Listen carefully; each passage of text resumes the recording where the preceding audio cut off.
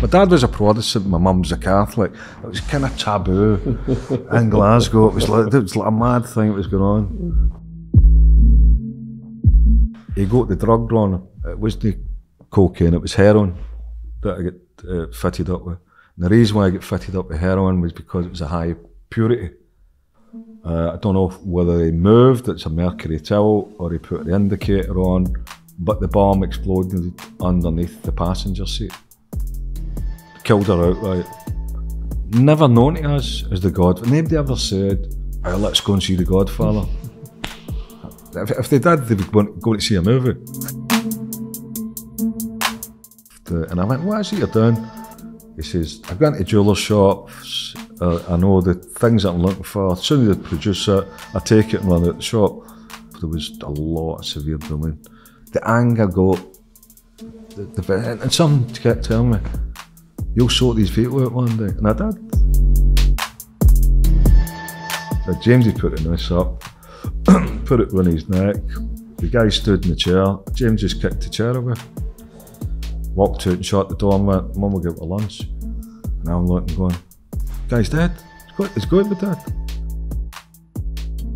And the people that are using knives, I don't believe they set out to kill people. Some of them might, but you hit a wrong tendon somewhere, you hit someone, they're going to bleed to death.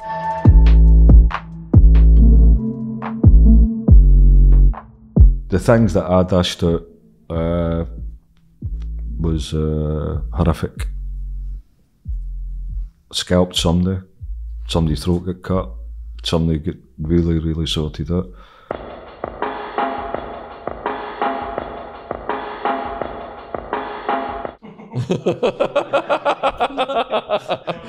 On that note, here we are with Paul Ferris. We are greatly honoured. I've watched The Wee Man a couple of times now. It was one of Wildman's all-time favourite movies. I've watched Paul's other podcasts, mesmerising story. And huge thank you for coming on, Paul. Thank you, Paul. Absolute pleasure, thank you. So yeah, I've been honoured with the first question today. Oh, have you? I never normally get it, right, so cool. I'm pretty honoured. So Patrick Bergin, who plays Arthur Thompson, the Godfather in the film Wee Man. You had a little story about him you wanted to speak about. I did. I actually stayed in the same hotel near the film studios with Patrick. He does like a drink. A lot of people like a drink, but on this occasion we were sitting out in the foyer in the hotel, and there's no great secret about the fact I do like a puff, right? So I'm outside, I'm having a puff. Patrick Bergen's walked out because the patio doors is open, and he sits down and says, "You smoking that stuff, son?" And I went, "Yeah, do you want a bit?" Yeah. So I've rolled him one, and then went upstairs to the hotel room, and by that time, when I came back down in the lift, the doors open, quite surreal. The lift doors is open. Patrick Bergen's there, and I said, "All right, Arthur," and he's went, "No." I said, "What's wrong with you? Can I get another smoke?" I went, "All right." So we went outside, but the patio doors were shut by this time, and we're out in my 7 having a cigarette. And I've asked him about his past career. He's got a phenomenal CV. And then I said to him, what is your position now? He said, half drunk, half stoned. I die tomorrow, son. I went, what? He says, I die tomorrow. I went, what do you mean you die tomorrow? Arthur's dead in the pub. And it's his character. So then I've asked him how many movies he's been in and how many times he's died. And he went, this will be the 12th. Every movie he's in, they get killed, or he died. Apparently. A lot of people criticise the fact that he's Scottish, no Irish, but when Ray Burdas and Carnaby done the movie, it's a global audience. Glasgow people would notice the difference. Is it something we could have changed? It was with my control. But to meet somebody like Patrick Bergen was fantastic. The only problem is when he finished the smoke, he thought, the patio doors were still open and bounced off them. Oh, no. And, so he nearly was dead the next morning anyway, but that was his character in the pub and bowed out. Great. A nice guy to talk to as well. Big name to get in. So fair play to Ray Burgess and Carnaby for doing it. And the actor playing you was Martin Compston. I know him from Line of Duty, massive fan. I knew Martin. I never knew of him. I knew him before another movie he'd done, Sweet 16. Great movie, brilliant. And then when the Ray Burgess was doing the casting, he mentioned Martin Compston. And I met Martin a few times. He's very, very professional actor. It's just unfortunate during COVID that we never tied him down to another deal, because he's then moved on to BBC. He's brilliant. He's got all these different things that's going from. He's the BBC guy. Does he want to go back and play me? No. So there's a new 6-part series that unfortunately Martin won't be involved in. But what he done was an absolute credit to the film. I went on set a few times, had a good chat with him. Very clever, very funny guy, and a good Celtic supporter as well. So we had a great bit of fun. Wish him well. A lot of people were saying, Paul, surely he could do the second part. He ain't a friend of mine. I've known him socially through the movie. And I wish him well, do what he's done. So you said you've got a 6-part series coming? There's a potential 6-part series coming up, yeah. It's called Reign of the Underworld. And what we have got is Jack Pepper Media. And I asked the owners, why do you call it Jack Pepper Media? And it's took between some of the Rolling Stone stuff and the Jumpin' Jack Flash, and the Beatles, the Jack Pepper, or whatever it is. So they put the two of them together. It's actually Brian Anderson, who's a renowned photographer, and Ian Jeffries, who was the understudy to Ray Burgess for all the works. So what they've looked at is total 6-part series. It's going to come from Glasgow, Edinburgh, Newcastle, Liverpool, Manchester and London. It'll start for the 70s, come through to the 90s, so that'll be like series 1. Something I'm interested in to develop myself, because to be part as a consultant and do what I can do. Oh, wicked. Right. So for our international audience then who are not familiar with your story, Paul, just to set the stage a little bit, your background growing up, in A Wee Man, I was particularly moved by your relationship with your father. What was it like growing up where you grew up and your relationship with your father? Well, I was born in Glasgow in Hugginfield Street in 1963. My dad, as I was growing up, had 2 single-decker buses where my dad was a Protestant, my mum was a Catholic. It was kind of taboo in Glasgow. It was like a mad thing that was going on. But my dad, and because of the football fixtures, Celtic would be playing away one weekend, and then Rangers would be playing another weekend, and then he had his private trips to like the Vatican,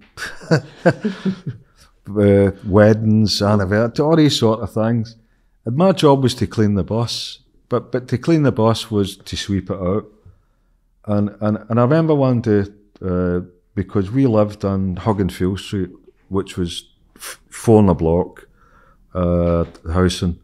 When you went further down, it was a deprived area. I was lucky that my dad was working full time, he had his things.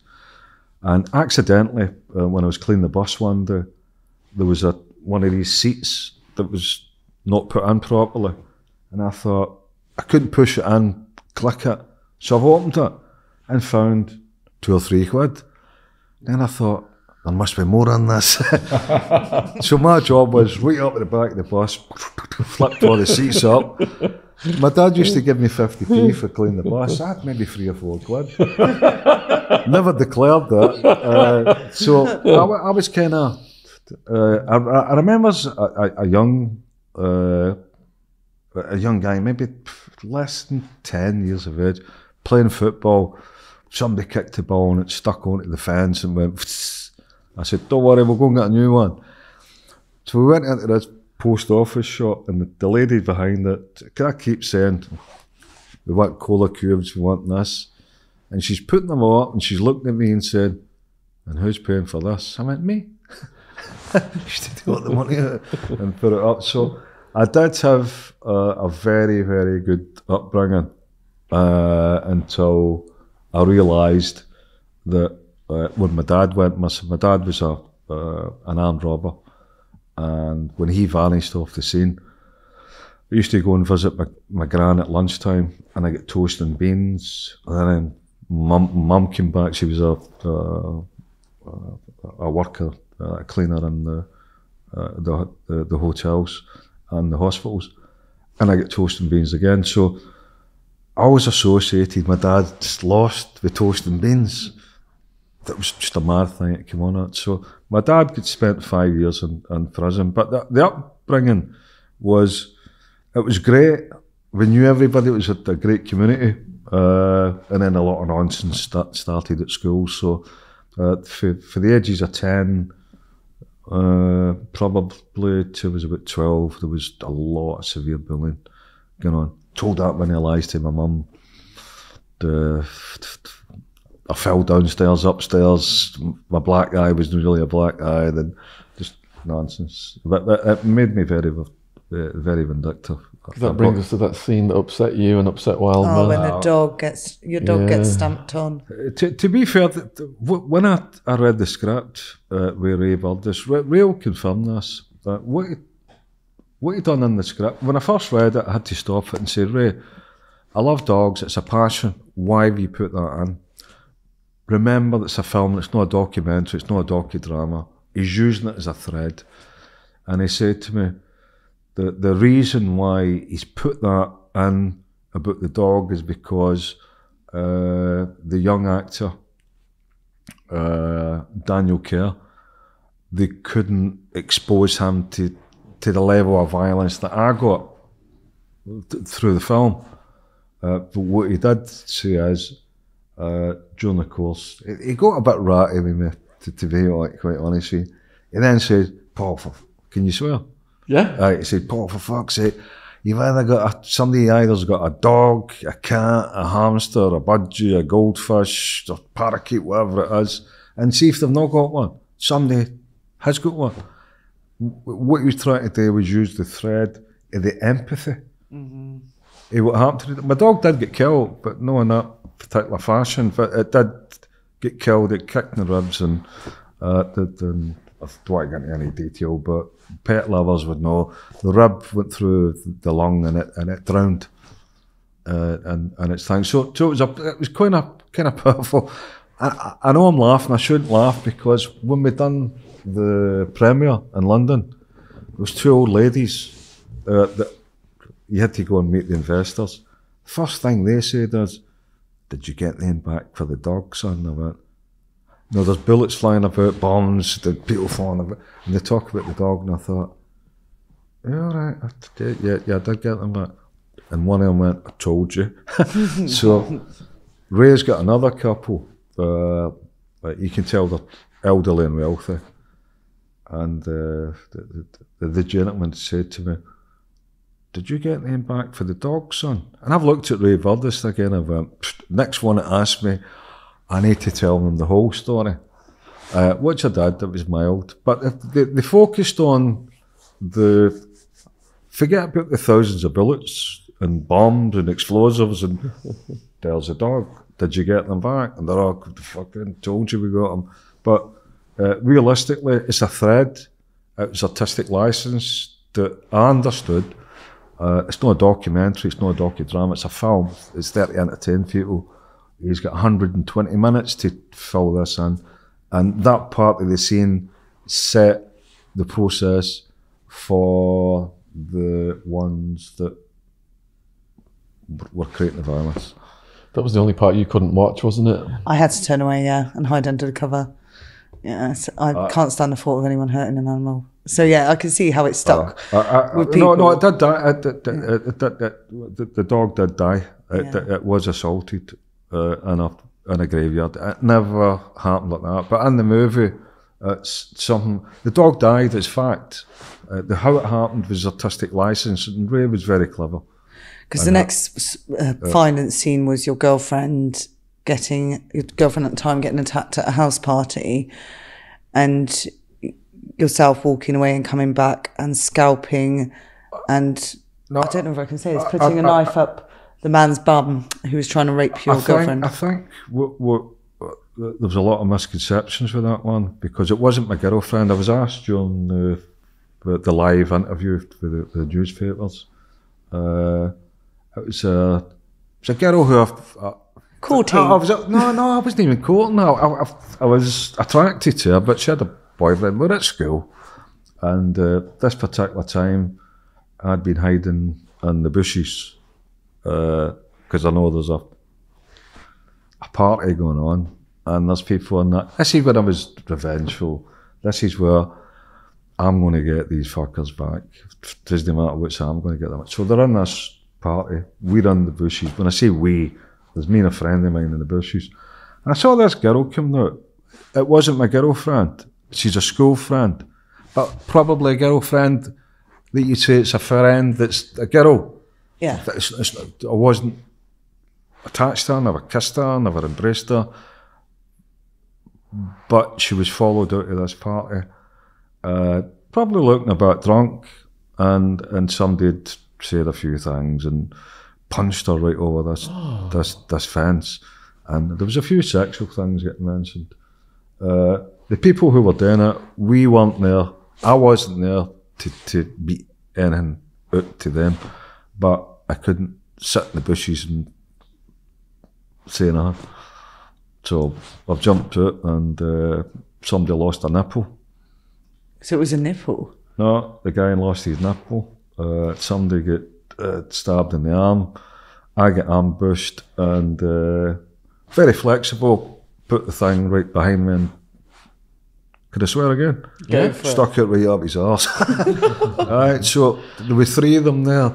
Got this girl away. Her name was, for clarification purposes, you might want to add this, so her name was Ellen. She was a very, very good. She was actually a friend of my girlfriend at school. But at that time, she's probably 16. She'd never been at that party.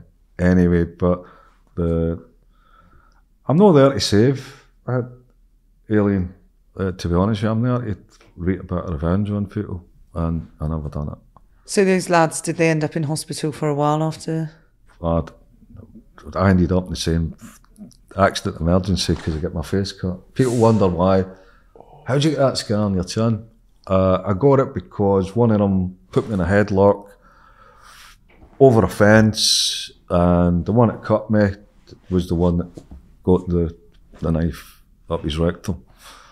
So when I'm in the Glasgow Royal Infirmary getting stitched up, I know I'm laughing, I shouldn't laugh at these things, but while I'm getting stitched up, there's three of them in different cubicles talking about that fucking Ferris, when we get him out, and I thought, oh, here we go. I just looked at the trolley, stole the scissors, scalpels. I'm up for it again, bandages, if I need another bandage, but it never came to that. I just got stitched up, and then I had to move from my mum's to Barrafield because the three guys that I'd done were big players. Was there a point, Paul, where you went from being bullied to turning the tables? Was there a catalyst? I think the catalyst was when my dad was in prison. My mum used to go to work in the morning, so I'd walk her run to the bus stop. And the reason why I'd walk her to the bus stop was because I used to time it step by step, getting to the main road. There's a set of traffic lights, then there's a school. The minute the traffic lights went, I knew I had so many steps before the bell goes. Then you go to line up. So I've read some psychology about the Pavlovian theory about the dog. That was mine. Wow. Every morning I used to count the steps to go in there, in the queue, get your name read, go and immerse yourself in your education, and then bang, another bell. So there's a good bell and there's a bad bell. Good bell was getting in the morning. The bad bell was lunch, going out and having to face this, and then having to come back in again. And I remember a few times, when I say violence, it's like dead leg, you get punched or they take stuff off you. It never happened every day, but the fear it happening every day was some. I learned to cry through anger, and that was walking to my gran's for lunch, and the anger turned to reducing. I never knew how much fluid you could have in your eyes. The anger got and someone kept telling me, "You'll sort these people out one day," and I did, and I don't hide for any facts about it. Is the fact that they got off lightly. Would you say the satisfaction of casting revenge was quite addictive? I don't think satisfaction is there when you do it, but I think for other people to understand what I done, there's a report. I don't make any excuses for what I done. Probably could have done a lot worse if circumstances were different. It's just the fact that, did I feel good about it? Yeah, I did, and I won't deny it. Mm. What subjects were you most interested in? What was your relations with your teachers like? Oh, great. I had a brilliant English teacher. And one of the things he kept going about was the Captain Cook and the Endeavour and New Zealand. And one of the things I done was we made, I'd done a replica of the ship, but used matches with glue and glued it all back up. And I got awarded a book, which was Johan Cruyff, with a certificate. First thing I ever got in my life. And then recently when I started mentioning on Twitter years ago, obviously the teacher I had has passed away, but his son knew about it. Oh. And he came back to us and went, "That was my dad that gave you that book." You know, and that was primary qualifications. I'd spent a year in hospital. Just probably had a nervous breakdown. I never knew it. That's when the psoriasis kicked in. How old were you then? Probably leaving primary school to go to secondary school. Maybe 11 and a half. 11, yeah. Yeah, 11 and a half to You're in 12. Hospital. Yeah, it was something in which kids hear these stories about, "Oh, do you think this is bad in primary? You wait to see what's happening there." So there's loads of brothers, I think I just lost it. I remember getting took to the doctors, and it was always this thing about, because you come from a deprived area, it must be scabies, it must be an infectious disease, must be that. And I never knew what it was, but it was chronic, and they identified it psoriasis. So I spent a full year in the Stub Hill Hospital in the kids ward. I'm physically capable, I know, and I seen kids that were really unwell, and I'm thinking, what the fuck am I doing here? It's only my skin. But the nurses in there, they had a hard time here. I had 80% body mass, psoriasis. Never had nothing on my feet, my genitals, my hands, my face. So when I was letting the mummy put the coal tar on and wrapped you up, and I had a good rapport with nurses, because maybe on a Friday night they get a curry. "Paul, you want a bad curry?" It was great to be in that environment. So when I went back to secondary school, that was a big step for me. That was me. But met a few people, new people from different areas. One in particular I'll mention just now, he's came back into my life, is Jim Kelly, Bernie Gallagher, just a few other people that you met that gave you a bit of strength, that you could go and get the bus in confidence, but still that anger's in you that you're thinking, if I see these people, I will do something. But they went to a different school, and I enjoyed it for the next couple of years. English was probably my strongest point, but what I've found recently is when you're starting to write is the I before the E. You know, the grammatic. My son Dean makes me look a good writer.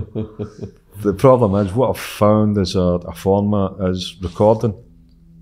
Somebody transcribing. The worst one that happened recently was with Steve Wraith. So you've got a Scotsman, a Geordie admin, and then these words come up, and it just shows you how you can change one word and it can create a whole different story. But we got there in the end. It was great.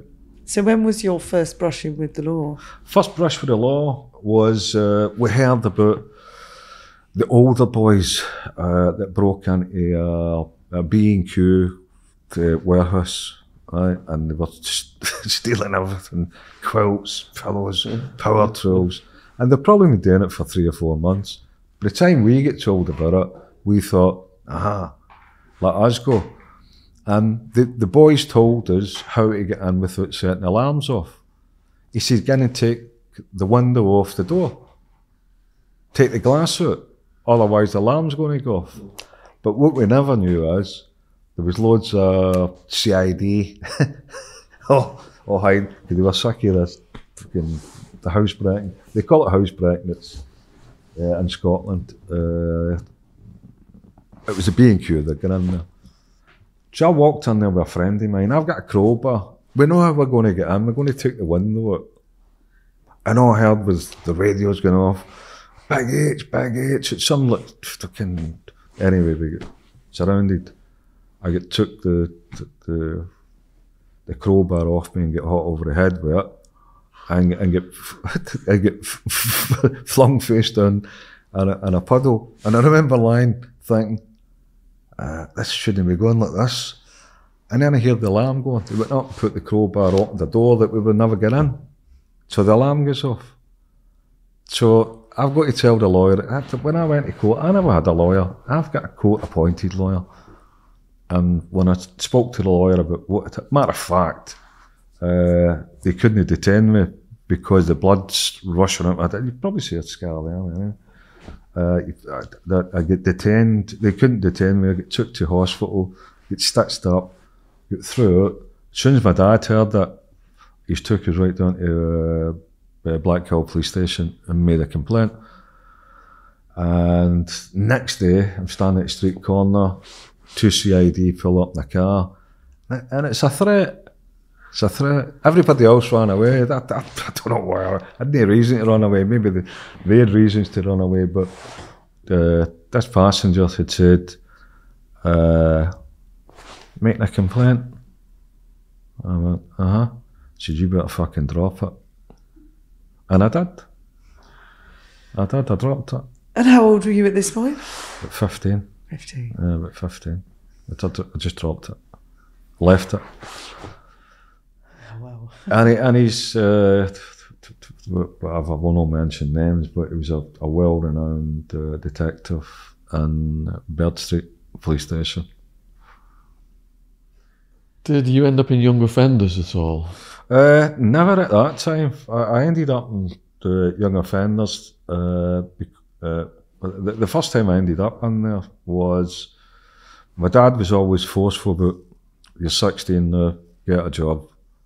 My mum, you're still in bed, get a job. This happened daily. A lot of people have had that. You're still in your bed, fucking doors getting kicked. So anyway, go to the job centre. I got a job as a van boy with a company called Waverley Vintners, which is a subsidiary to Scottish Newcastle Breweries. What that does is, you know what splits is? It's like wines, champagnes, and so whiskies and vodka. So they deliver that. Had a great job there. Really enjoyed it. Getting £180 a week, and there was one occasion where a friend of mine had stopped outside my parents' house, and I heard the horn, beep beep. So I looked out the window and I thought, fucking hell, he stole a brand new BMW. I need to tell him to take it away. So when I brought him into the house, it's his BMW, he bought it. He knew I could drive from a very early age, which a lot of people don't know about, and I did. So he offered me a position to be a driver because you couldn't trust people. And I went, what is it you're doing? He says, I go into jeweller shops, I know the things that I'm looking for. As soon as they produce it, I take it and run out the shop.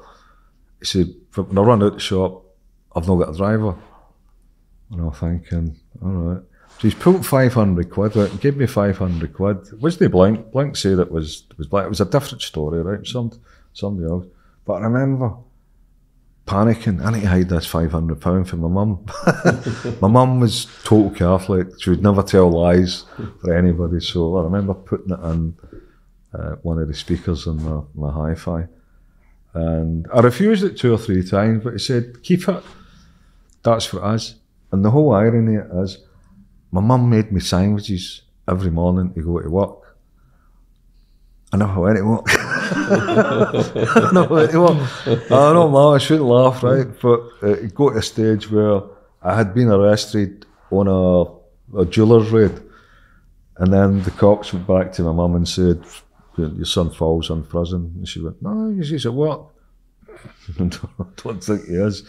My mum was more pissed off. She made me sandwiches for 3 months. I used to put the overalls on, go to work, then take them off, then go and do something else. So she was never too happy with that one. So when I get arrested for an attempted theft, that's when I got remanded to I get remanded to Ballini first. Ballini. And Ballini used to have a separate wing for young offenders. And I remember having to stand in this desk and look out, get a bit of sunlight. And I could see my neighbours' back gardens, and I thought, why am I doing? And as kids, we used to hide in the bushes near the pub and sing this song about the Black Mariah. When it was there, that was the vans that used to come in.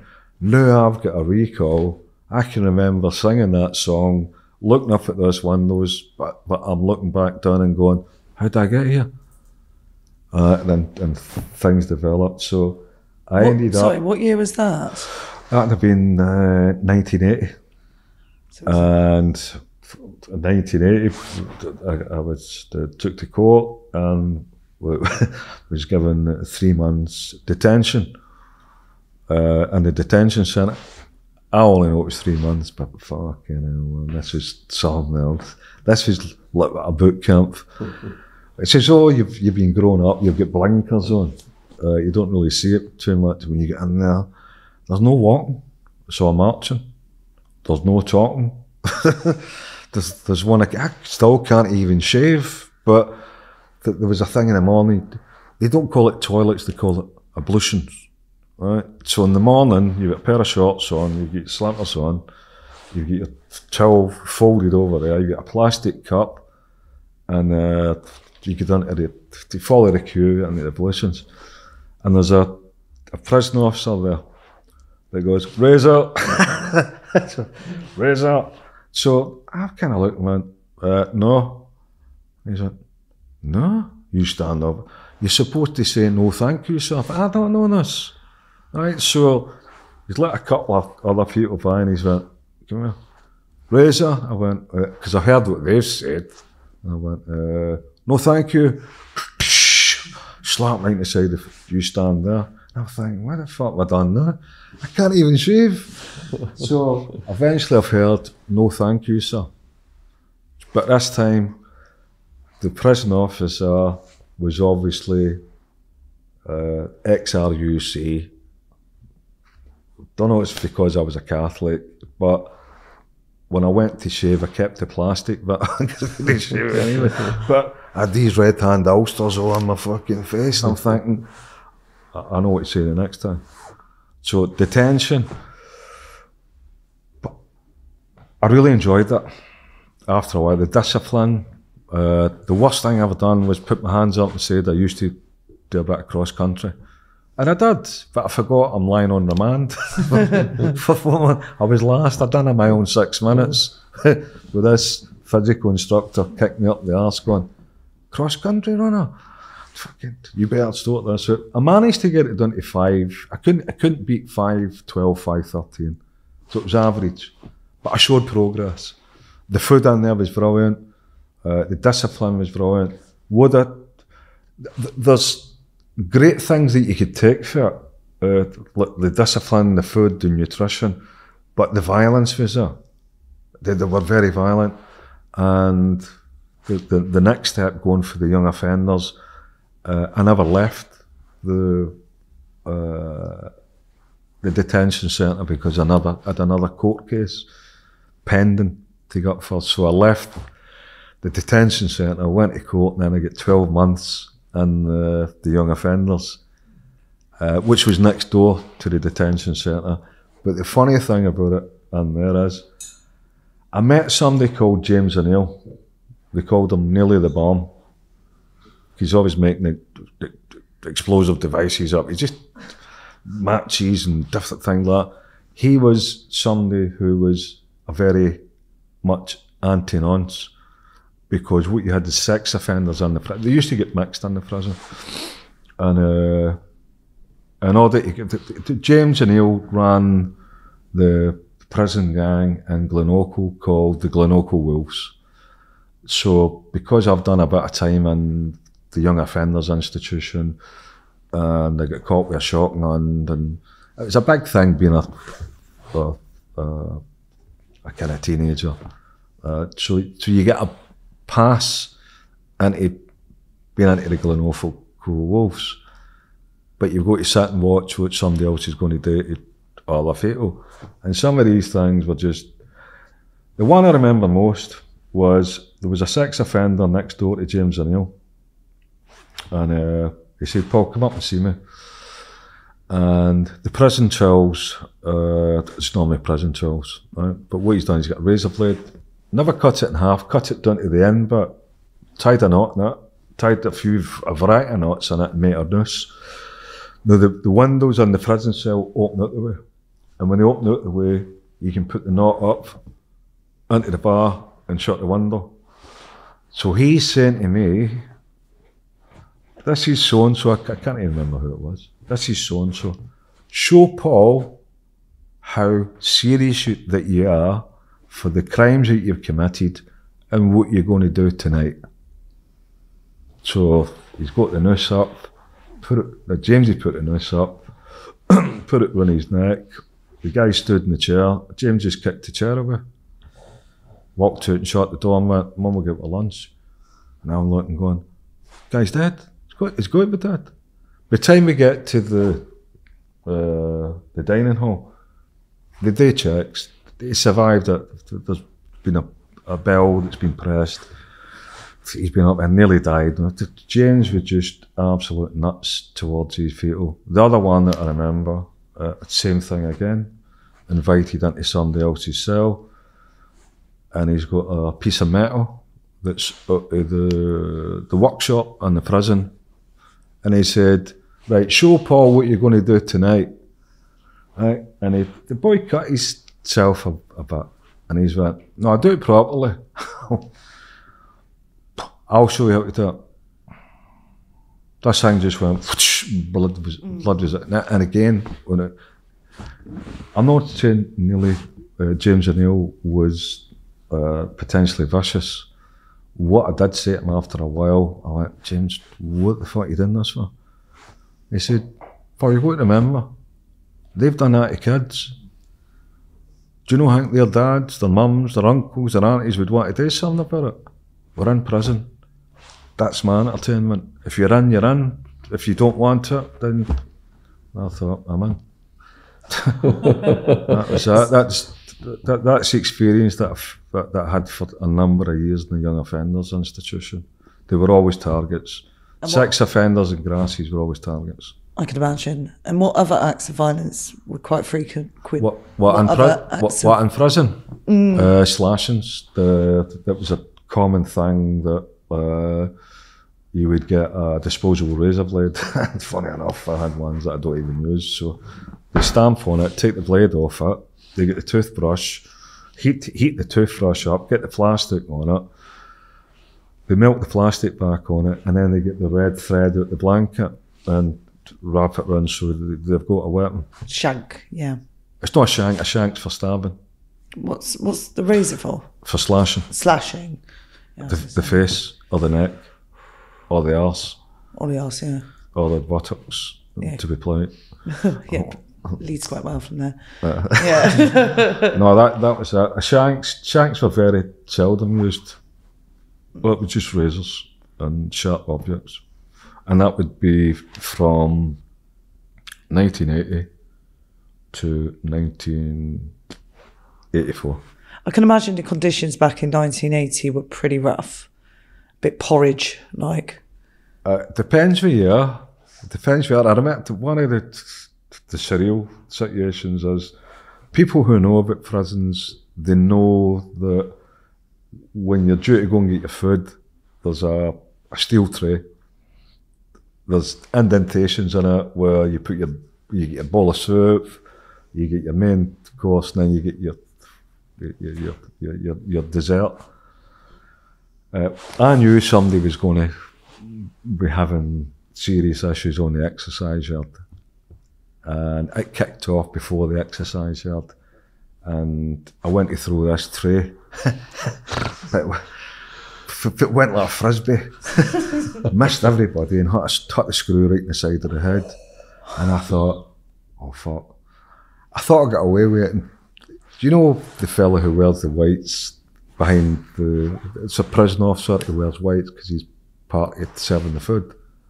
Oh, I didn't know that. So he saw me and went, I fucking saw that. And I was like, oh, here we go.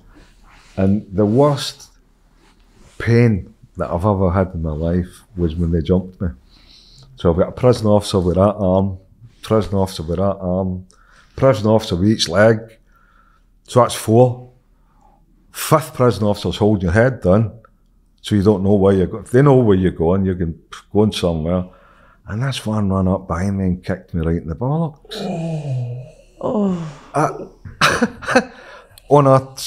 You're floating, you're walking. It was just a pain that I've never felt in my life until I had the courage to say to them, I hope you get back and tell your wives and your girlfriends how you treat They just dropped me from mid-air, which was probably worse.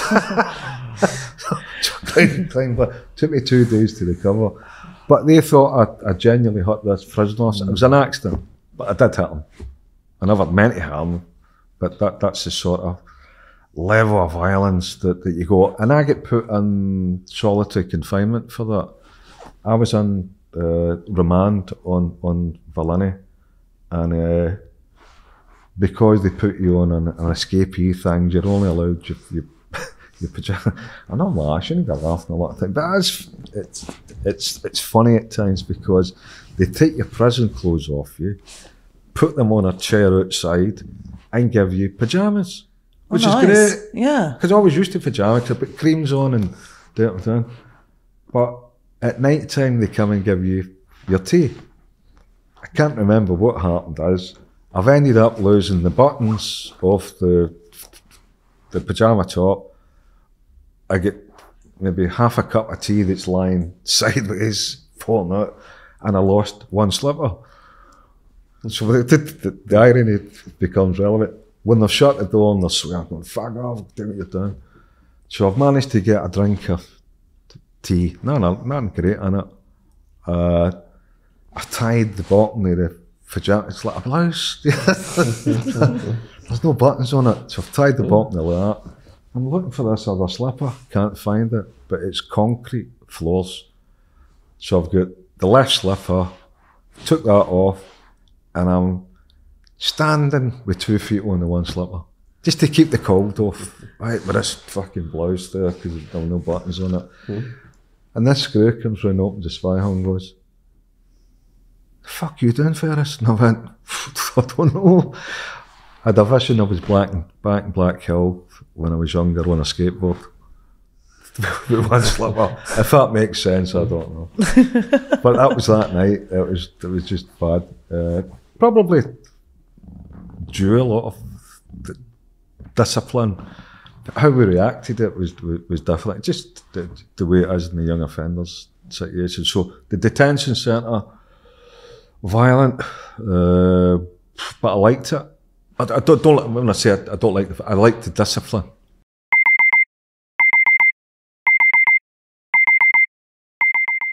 When we wake up in the morning, we get out of bed and we start our day with Coro snacks. Coro is a healthy snacks brand focusing on bringing additive-free, natural ingredients to their customers with fair prices in bulk packaging.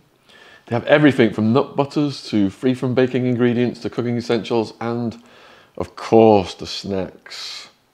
Look what's in this, Jen. It's the vegan power mix from Coro. So we have a mixture of nut kernels, dried fruit, cacao nibs, soy crispies, and hemp seed hold.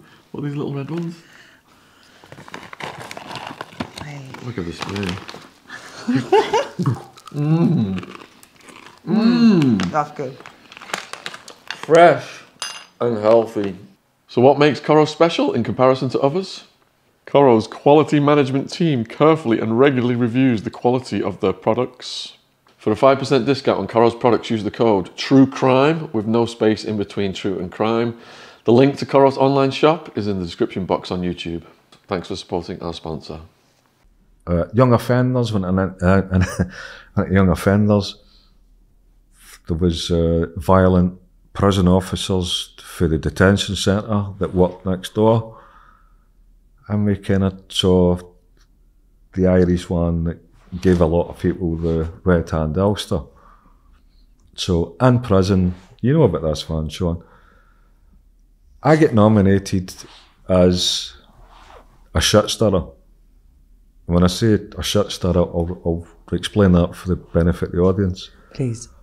People get asked to donate either urine or excrement in a pot. For what reason? Because it's gone over a prison officer's head. Right. So when you get enough of that, it's got to be done in such a way it's treacle.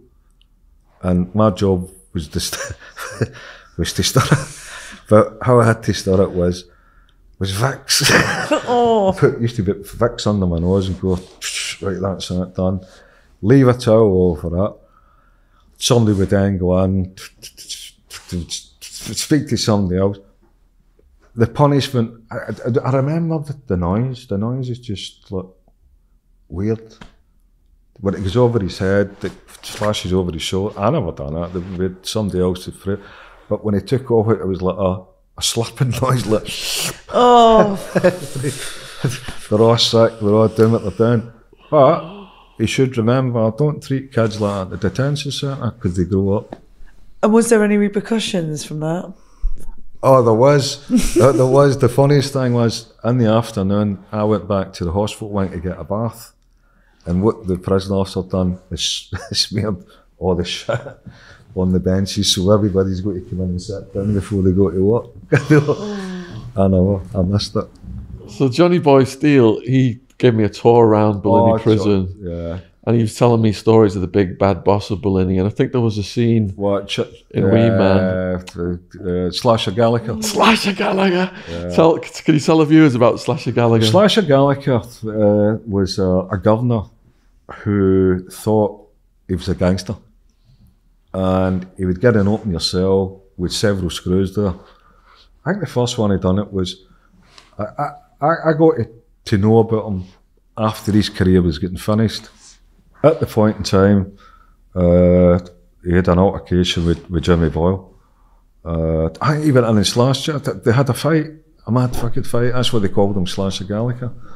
But what he would do is, being a prison governor, would be aggressive. So he's got not only is he prison governor, he's got the prison security and a couple of big burly people. And if Johnny Boy Steele got a bad time. Bad time about it. I don't know how they done it. Never actually met Johnny Boy. I've met a few of his family first time, but he had a bad time. Yeah. and gave out quite a fair bit and what he got. But Slasher Gallica, he was renowned, and a governor acting like opening the door and saying, okay, you want a straightener?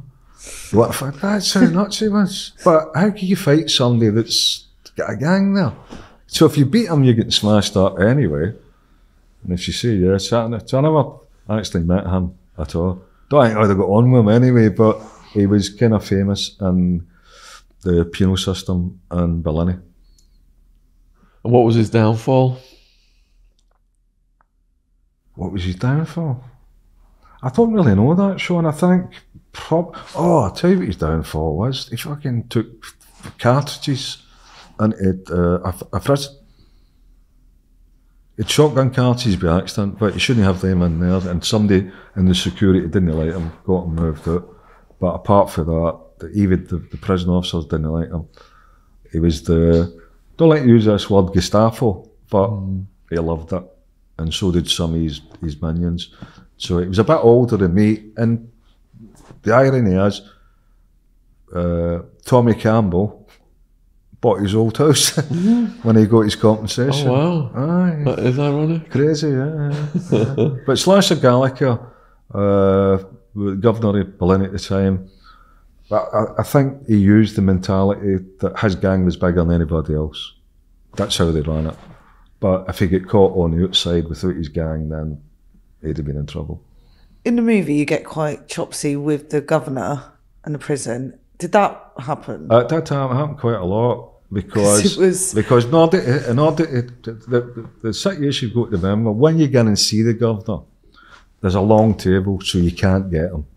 Right? So he sits at the big table, he's got 2 bodyguards running about him, and you've got 2 people there. All you've got is your voice.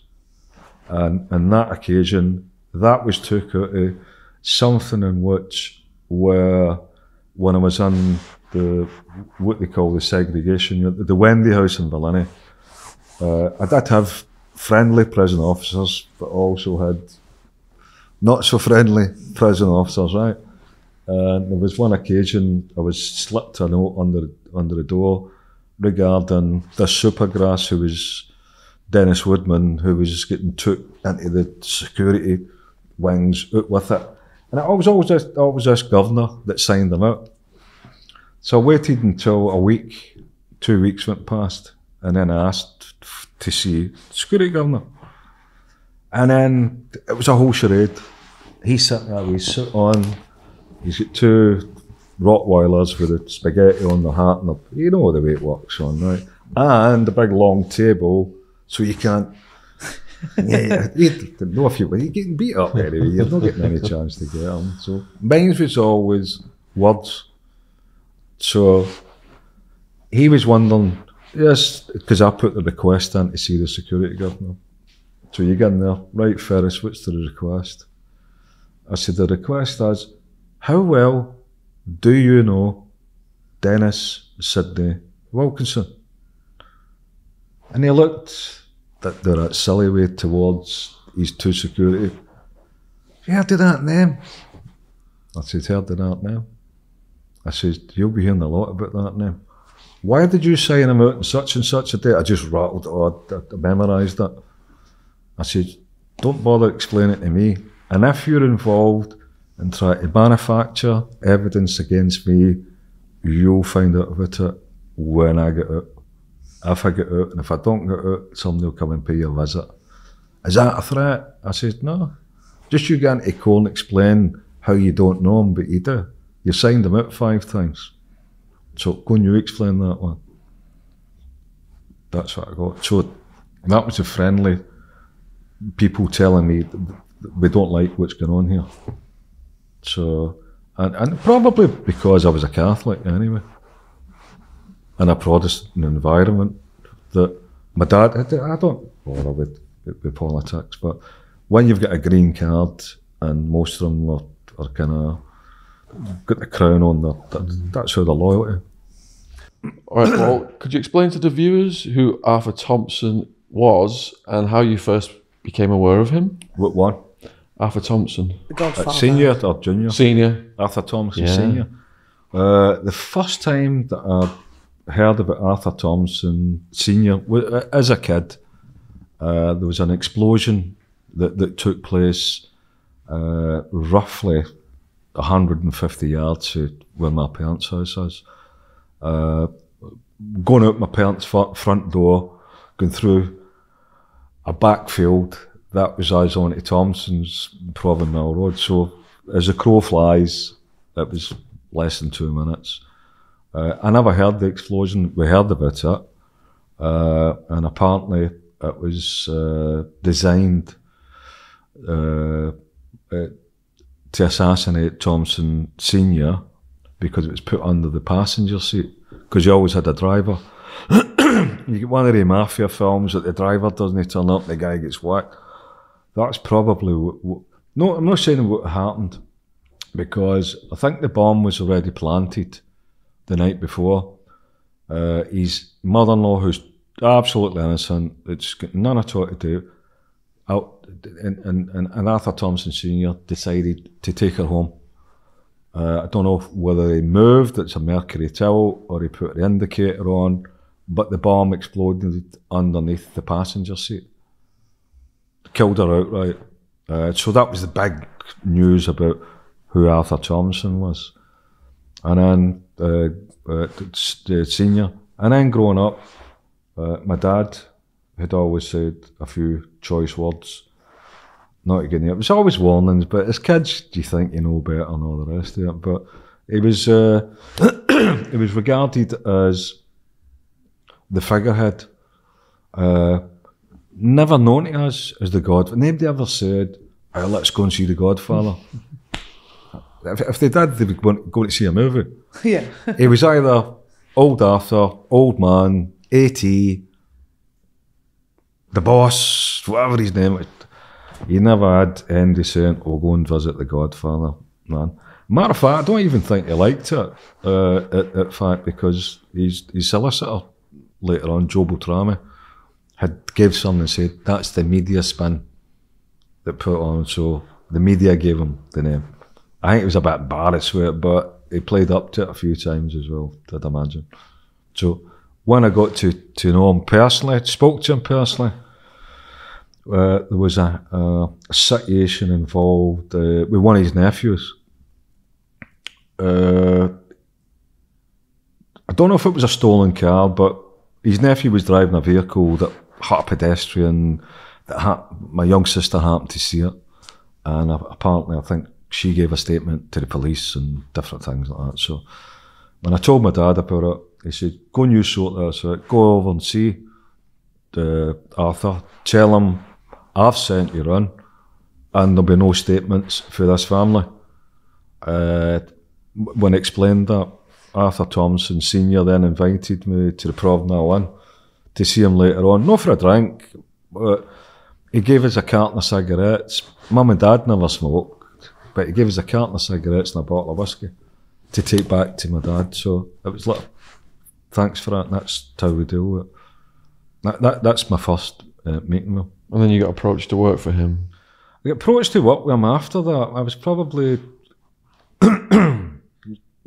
16, 17, and how it came to the attention was during that particular time, we go back to the bullying.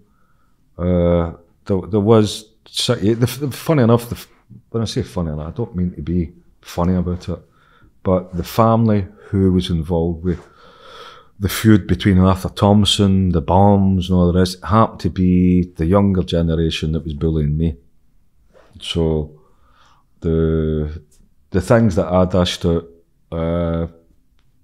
was horrific. Scalped somebody's throat got cut, somebody got really, really sorted out.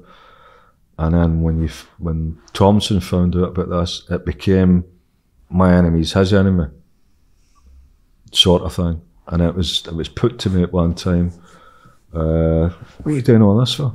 They couldn't understand why it was all going. I said, fucking bullying at school.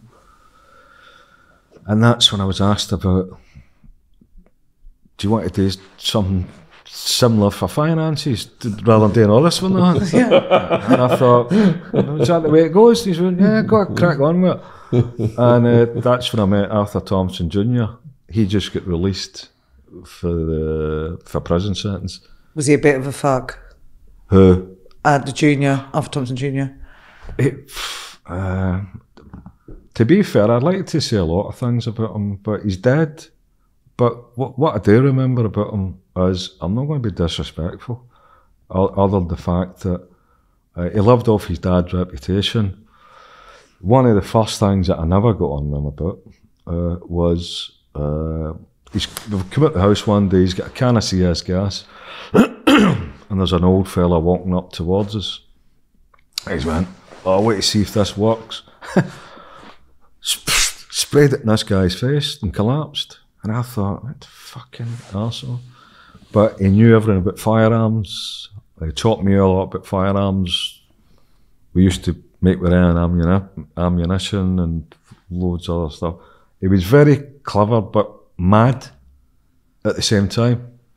I think because his dad and he's creating an empire and all the rest of it. So he was tolerated because who his dad was, and that was the main thing. Because, yeah, they portray him in the film as being a bit of a big bollocks. That was probably a mild version. That was. The fact that even being portrayed in the movie, in real life, people say, he never wore a suit. There's photographs of him sitting in shirt and tie. There's people that want to sympathise with him and different things like that. My view's entirely different. He was dangerous, financially dangerous. He could pay a lot of money to different people to get things done. That's the problem. And what age did you, Tam McGraw first coming into your life?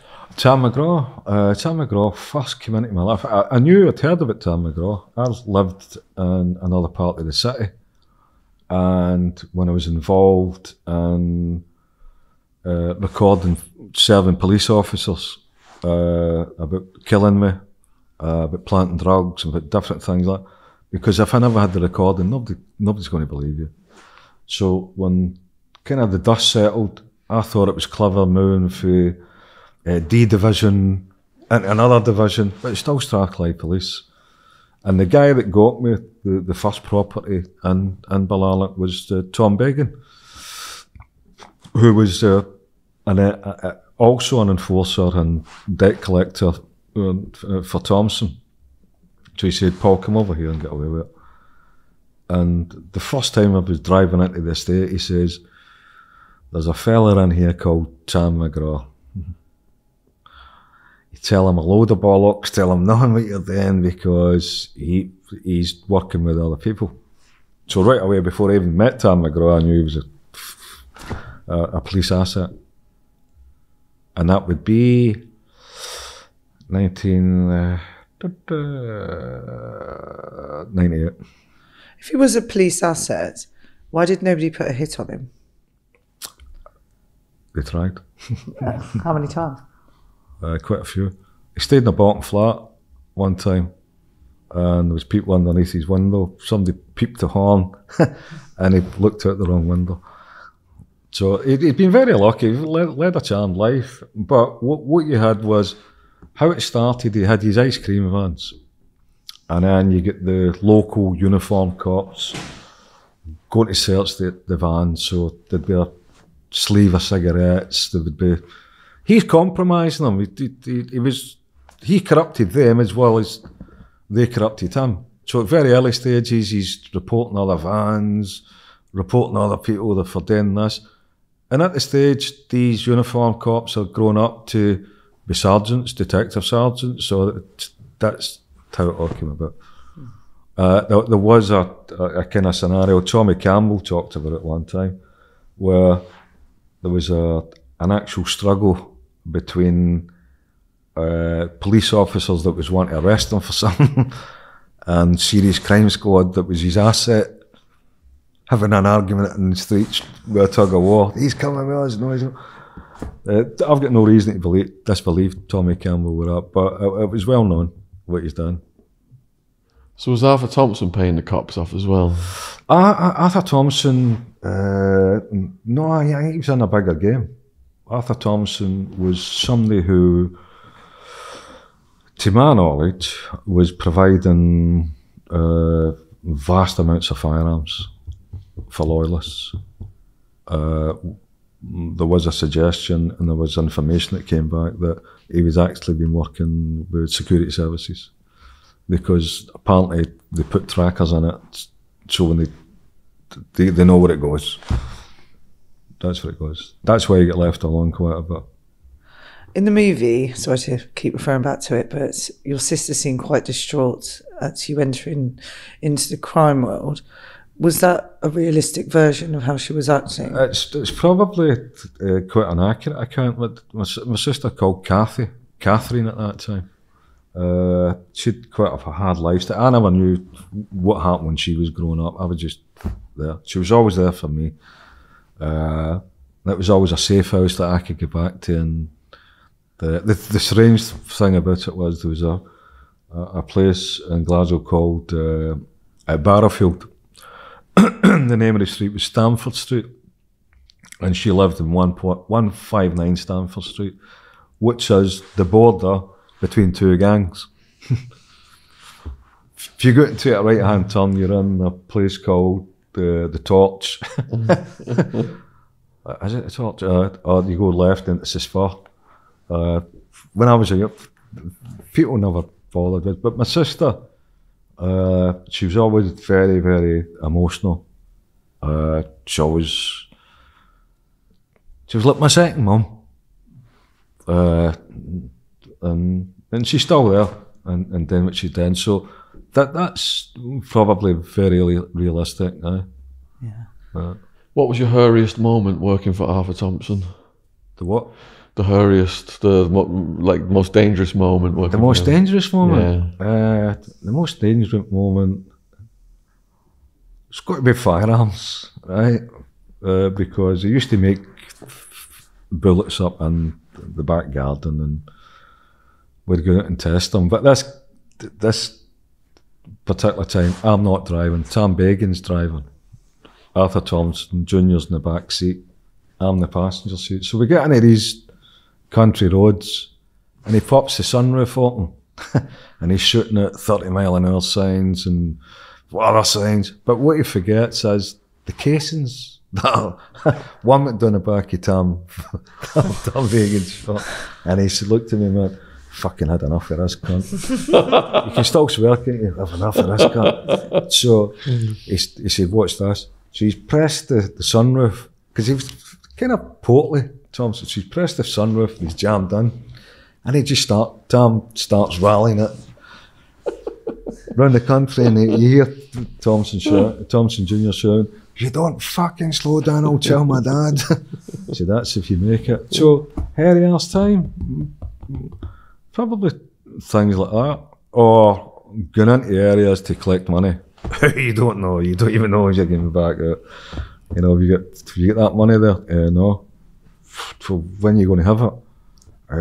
Can you? I'm not telling them anything. You better tell them. There was no violence, so you get all those things, but Arthur Jr. did go in one meeting and cut a guy's face on his front door for nothing. You know, it was nuts. How real was the scene with Arthur Thompson Jr. where you ran into the rival gang and he didn't have a gun, but he did? He allegedly did. That was embarrassing. Was it? That was embarrassing, because I picked him up that day. In the movie, that's a red Mercedes. I had a green Volvo, 264 GLE. I'd picked him up, and that part of the film has got artistic license. But in reality, what happened is, he's in the passenger seat. I've just picked him up. We've stopped at a set of traffic lights, and we can name the Banks brothers. Yeah. The Banks brothers were coming back from signing on their DHSS, because they've all got the same initial, right? Some of them with the big coats on. And it's one of these surreal moments. I'm waiting for the traffic lights to go. See them, they see me. The coats go open. And luckily, it's birdshot they've got. but right on the windscreen where I'm 5 or 6 shots, all peppered. So, as you do, right through the red light, Thompson screaming at me, take me down, I need to see my dad. I don't think they knew I was in the car. And I'm thinking, why? Anyway, so as I'm trying to say, I need one of them. I'm going back. And that's when he leaned in the car and he's got a shoulder holster. So he's a bit I said, scared. so what are you doing now? I'm going to speak to my dad. All right. That's when I knew there was some... These are the people that killed his fucking... His gran. Yeah. You know, they want to bring it on. Luckily for me, it was birdshot. But I got arrested driving back up. Oh, so you didn't make it into the house that time? No, that time, no. Not that time. Not that time, no. What can we talk about the time you did make it into the house on YouTube? It wasn't through the front door. It was a steel bin through a back window. But that's never been mentioned, so we'll leave that one. Yeah, we'll leave that. Why did you fall out of Arthur Thompson? When I was arrested in Rothy, I thought I was protected. I got a set of keys, which was for a Daimler. I was given the address. I was familiar with the place because he used to have a boat down there. So for me to be on the run, to get down there, I've got a car that's not mine. I'm on a ferry that's not mine. I've got a set of keys for a place that's not mine. My girlfriend Anne at that time was 6 months pregnant, looking for me. A couple of covert phone calls. I managed to get somebody to take her down on the ferry. Now, if they knew I was there, they'd have arrested me at the ferry. Right? People said, you stayed the night. I never stayed the night. I was on there for fucking lessons. So we went shopping, watched the football game, and they came in at night. We never even stayed the night. They knew I was there. Incidentally, I reviewed some of the information, and the police officer who was the firearms expert on the island confirmed that his boss in Glasgow had asked him to look out for a Daimler vehicle. At that address. So they knew that the warrant was already there. By the time I go to trial and I look through it, it's somebody who's very well versed in legal stuff. And said, if I'll ever read it that warrant, I'm reading it. He said, when did you get arrested? And I was like, on that same day. So that's a process that might take half an hour, might take an hour. Signed on the island before I even get there. Magic. Bad smell about that one. And was Junior really plotting against his own dad? What happened there was, his dad wasn't really, his dad was old school. He didn't, you probably heard the story about the mafia and how some people liked the drugs, some people didn't like the drugs. Young Arthur, he was dabbling into it, but not to a great extent that he's going to be fucking a drug dealer. But what had happened was when I got arrested in the holiday home in 24A Argyle Street in Rossi, there was a list, handwritten list. Cocaine, sulph, black, it's all his handwriting. So they knew what he was doing. That's why he got fitted up. So I got arrested on the 12th of December 1984, and he was arrested in January thereafter. Because I think that just, when they got that, they know his handwriting, fingerprints. Could have got his dad into trouble, because on the reverse side of the envelope was a design for a window that his dad was making for somewhere else. Could have been used as corroboration for a conspiracy. So that's when I knew there was a lack of trust there. So your two friends, I believe, was it Jimmy and Johnny. Johnny. And the film. Yeah, but that's not their real names, no. Were murdered by Arthur Thompson's gang. How much of the story is that true? What Reg Mackay, my literary partner, had done is he focused on what's the word on the street for. So I'm in prison, I don't know when I said, so I'm listening to people when I go, word in the street is, this happened, that happened, this happened, it's gossip. We hope you're enjoying the podcast. This is a word from our sponsor. Jen, it's that time of the year when people are stuffing themselves with food and the sun's not out and vitamin deficiencies occur. You said that you were on some vitamins, but you were overdosing yourself. I honestly was taking up to 10 tablets a day, not knowing if they were giving me any health benefits at all. So no, finding Vital has proved absolute wonders for me. Fill in a short online consultation about your diet, health goals and lifestyle, and Vital will create a tailor-made pack just for you. To get a free 2-week trial of personalised vitamins, head to vitl.com and use the code Shaun, S-H-A-U-N, at checkout. Link is in the description box below this video. So Jen, how easy is the Vital website to use? So with a few simple steps, it can tell you what you are lacking in nutrients. So for me, it was my skin, sleep, and stress. So now after 4 days of use, I'm already seeing an improvement. So well done, Vital. Thanks for supporting our sponsor. Now back to the podcast. So what he said is, we're going to use the best part of the gossip and we're going to put it into the book and we'll hear what says, what that Reg Mackay wrote about was a load of bollocks because it happened like this. Reg is very clever, honestly, supremely clever. So we got more and more and more and more information. Bearing in mind it's still the 2 live murder inquiries. Some of the people who've been involved in it are no longer there. There's other people who are there, and they might not be there for too long either. These sort of things don't go away too easy.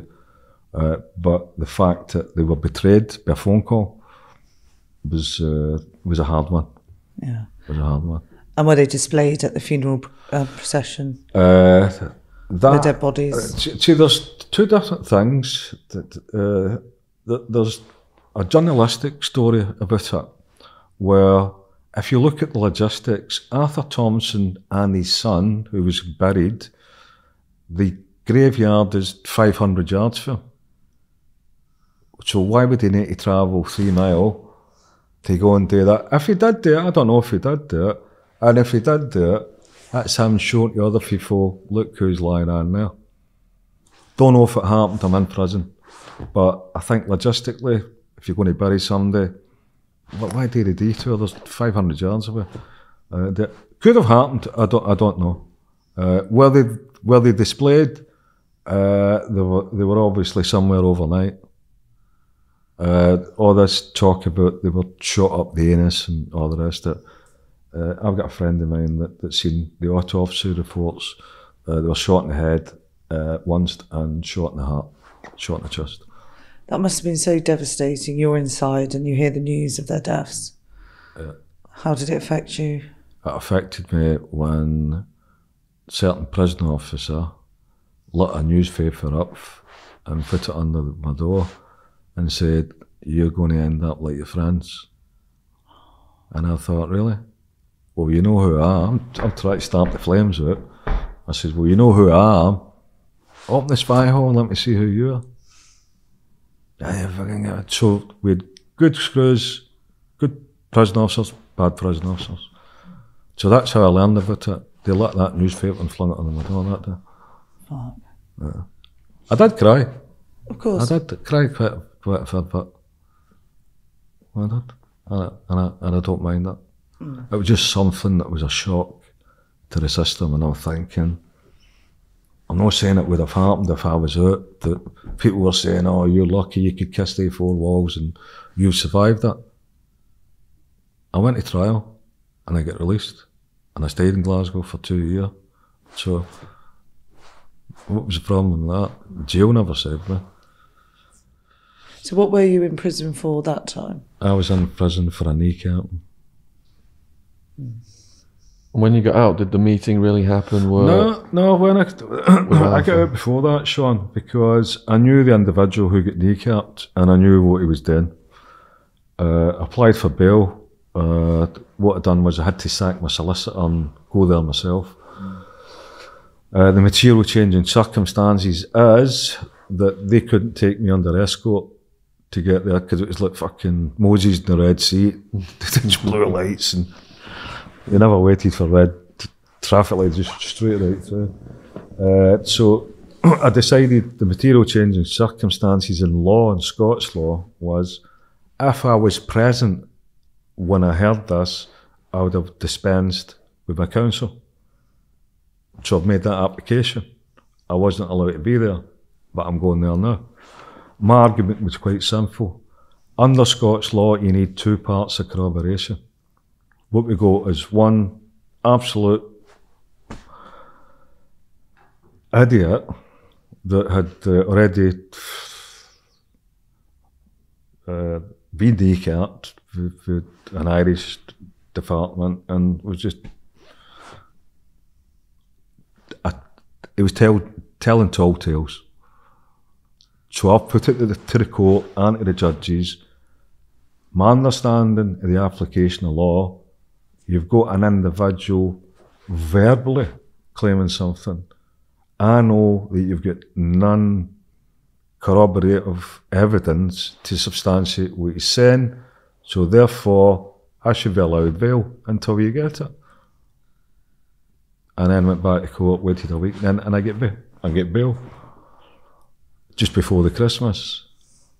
And then I wondered why all these fucking cars were all following me again, and I thought, you know what? I'm going into the local police station to make a complaint. This is harassment. As soon as I walked in and gave my name, they were like, "You hold on a minute." That's what they charged me for murder. Because when I left Berlin, this Dennis Woodman, I don't even know who he was, this confession that I'm supposed to. There's times that I don't even tell myself, never mind fucking somebody else. Right? And then all of a sudden, he's done what he's done and made his statement. So I get rearrested and then get took back into the Berlin. Did the meeting really happen where Arthur told you not to touch his son? Junior. It never happened as such. There was a mediator that was sent because his dad didn't fancy turning up. Can we discuss who shot Junior? Who shot Junior? Yeah. What? Who actually pulled the trigger? Go on. Well, I wasn't actually there to see the trigger get pulled, right? But it's somebody that I know well. Yeah. I know well, and people think it's for a whole variety of different reasons. It was to do with an ongoing thing anyway. That was done. How did Tam McGraw meet his end? Strangely enough, he nearly made it 2 or 3 times. He survived a bomb being defused under his car, a sniper hitting something else that target was it. Luckily, they had a bulletproof vest on that somebody knew it, and I think, excuse me for being rude, but I think he got 5 or 6 really deep stab wounds up his arse. Oh God! And his hips and his neck. On the basis of that, but how he met his death. His wife was having a secret affair, an open affair, and she took him to the hospital that morning for his checkup. When he came back, went into his bed, she's made him tea and toast. The boyfriend goes up, he's in the tea and toast, and starts to choke on the toast. So what we've been told about is the boyfriend's trying to do CPR, but I think he's blown outside his mouth going I know it's funny, but it's I know we should laugh, but right. And he wasn't comfortable getting that close to him, even in a moment of life or death. Why is he even there? Why is he in your wife's house, for fuck's sake? Right, so anyway, I think he strangled. So when he eventually died, they done 3 autopsies autopsies on him because he's just back for a medical examination. They think I've done something with his milk. They think I've done something with else. They may even think that I've paid the secret boyfriend to fucking strangle him, kidding on it. Anyway, they couldn't believe this asset's dead over a slice of toast. Considering everything that he survived on. Yeah. So anyway, that is the whole story behind that. They didn't put that in the movie. But that, No. it wouldn't work. They go, that's an advert for Hovis. or Mother's Pride or something like that. You can't be doing that. The crust has it. Maybe we should have put more butter on it. I don't know. But it's a strange way he died. Yeah. He was due to go out and blaze a glory, and he missed it. So being indicted for murder, facing a long prison sentence, how did that affect you psychologically? On the first occasion I was arrested, I'm a local boy in the area in Ballina. So normally we're going to get a cleaner's job or something like that. I knew something was strange when I seen it was something like out of Judge Dredd. Big overalls, numbers on the hat, no the hats, the visors, shields, dogs, and I thought, this is all changed since the last time. I never knew I'm on category. I never knew I'm getting marched right into this fucking windy house. And probably a bit exhausted, to be quite honest with you. Checking every 15 minutes. What I do remember is waking up the next morning and it was like the Judge Dredd soldiers again. The shield's open and a bowl comes through with porridge on it. There's your breakfast. I'm like, there's my breakfast. And all you've got on there is a chamber pot where you urinate, you do your things on it. And I want to get rid of that for you. We'll get you in a minute. So it became a bit of a strategy. They try to psychologically have wars with me. Luckily, I was well experienced being a young offender. Totally reversed it back on them, and kind of knew that what my position is, something's going to happen somewhere down the line. At that point, back in when you touched on earlier, when I was a teenager and the young offenders. The only way I could the only way I could drop the temperature in my body was take the pajamas off and lie naked, spread eagle on the floor and then turn over. And I denounced my religion at that time personally because I asked for help and I never got it. But what I did understand is you should hope other people ask for you and not be too selfish in asking for yourself. So I re-engaged back into it with Ballina. Read a lot of books, Holy Blood, Holy Grail, Challenge One Religion. And it wasn't until the main star witness, Dennis Woodman, who's got a history doing it, his name was Wilkinson, way back in the past. I've been reading the Holy Blood and the Holy Grail. And some parts it interrupts your flow because it mentions John chapter, so if you're familiar with the Bible, you know what it is. If you're not familiar with the Bible, it's like, oh fuck it, I'll read on a bit here. And then something I'll contact to look at Proverbs. So I need a Bible. I'm 3 months into this remand. And I thought, well, it takes a big effort to ask for a Bible. Because you know what they're thinking, Sean, eh? So anyway, I pressed the buzzer. Screw's got, how can I help you? I said, I'd like a Bible. You're like, what? I said, a Bible. And it's the quietest, the Bible's usually a bit of metal, it's the quietest it's ever been put down. And I could hear, so next thing, doors open, there's a priest there. But the book that I'm reading, this Holy Blood and Holy Grail, was upside down on the pillow. So I've looked at the priest and I went, didn't it take you to come here and give me this Bible, did it? He went, no. They've asked him to come and see, because they think this guy's going to talk himself. All I want to do is understand the rest of his book. They don't know it. Right? And when I'm discussing it, the priest sees what I'm reading. He went into it, he was like an exorcist. That's bliss. Because it was an academic thesis on, was it Jesus on the cross? I'm a Catholic, I'm quite entitled to look at my own religion. Was it Jesus on the cross? You've got an academic thesis, archaeologists. Open your mind to these sort of things, but I want to know what's in this Bible. Then he said, and this is, do you want to read the Bible for that? I went, yeah. I said, now go out, shut the fucking door. And I did. I said, it took you 3 months to come and see me. So that's what I get into with the mind games. I used to deliberately get books in so that the security would read it and go, what's he doing reading that? Right heavy duty books. Brothers Karamazov and big classic things. And they would keep them because they think there's maybe a bit of hash in it, there's a bit of drug in it. And then it got to no hard copies. But there was, I've got to say, honestly, there was really, really good prison officers. People call them screws. And there was really, really bad prison officers. Did the reading take your mind off your predicament? No, I'd been used to solitary and myself. It's part of my life. That when you get in there, that is your life. So what I learned very early on, and as young offenders, you kind of build barriers up. Your vision is that wall. Forget about looking past that wall. Your vision's that wall. That's your life. Visits were hard, and I talk about visits, and I talk about the visits where you're sitting there as a prisoner.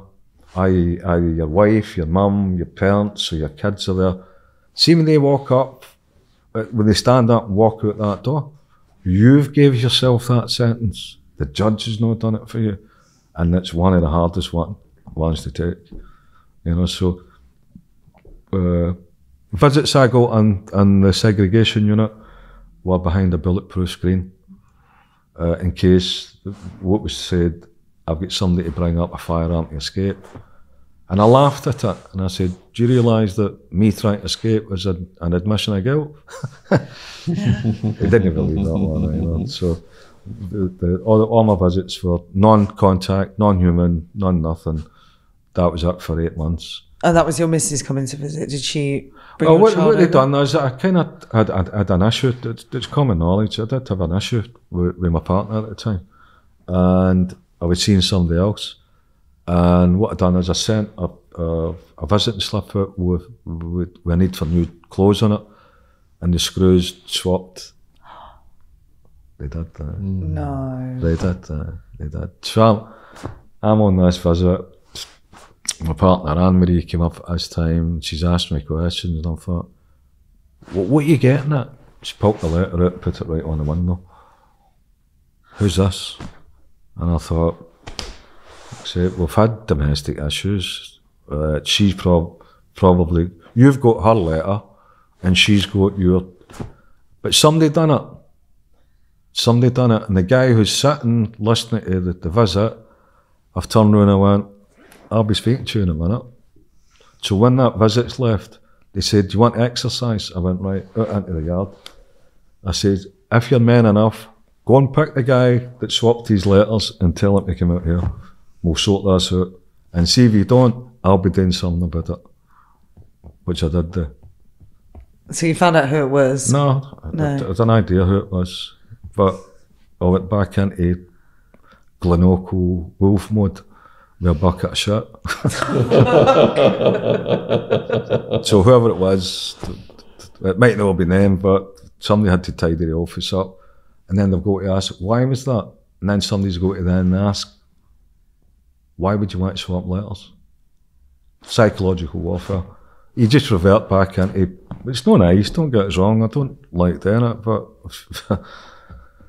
if you go and punch one of them or use a shank, or what, you're getting another 10 years.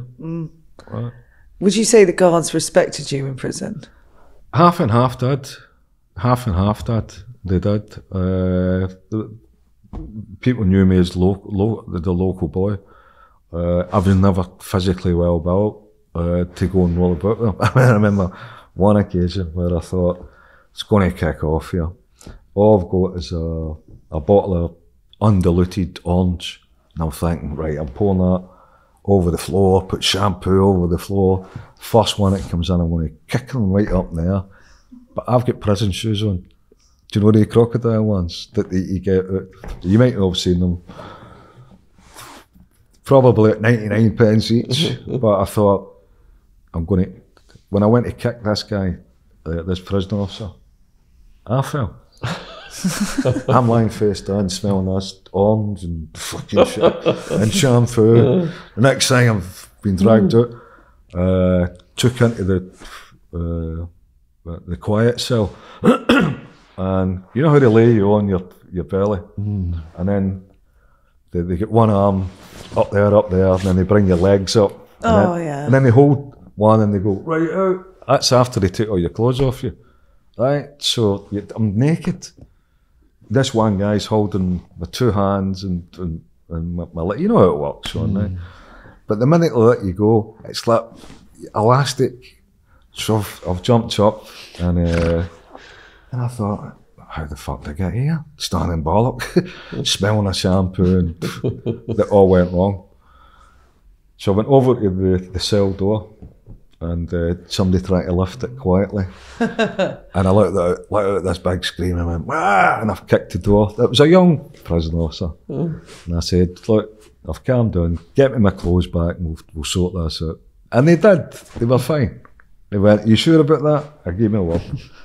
And then when they opened the door, I got my clothes back. I said, I might have a job for you when you get out. That was really good, how you done that. It was called, they're called MUFTI. Right, it's an acronym for minimum use of force restraint technique. But the minimum use of force is, depending who's fucking bending your arms up. It is sore, it's painful, but it's not, there's no bones broke, it's just how professionally they done it. I to give them credit, it was professional. No punches, no kicks, just in there, you've got clothes on 1 minute, next thing you're bollock, like a turkey, then they let you go. So, were you confident of beating the murder case? I never knew what all the evidence is. I knew my defence counsel, and the only time I was ever strongly aware of what it is, go back to this Bible again. It's a Gideon's Bible.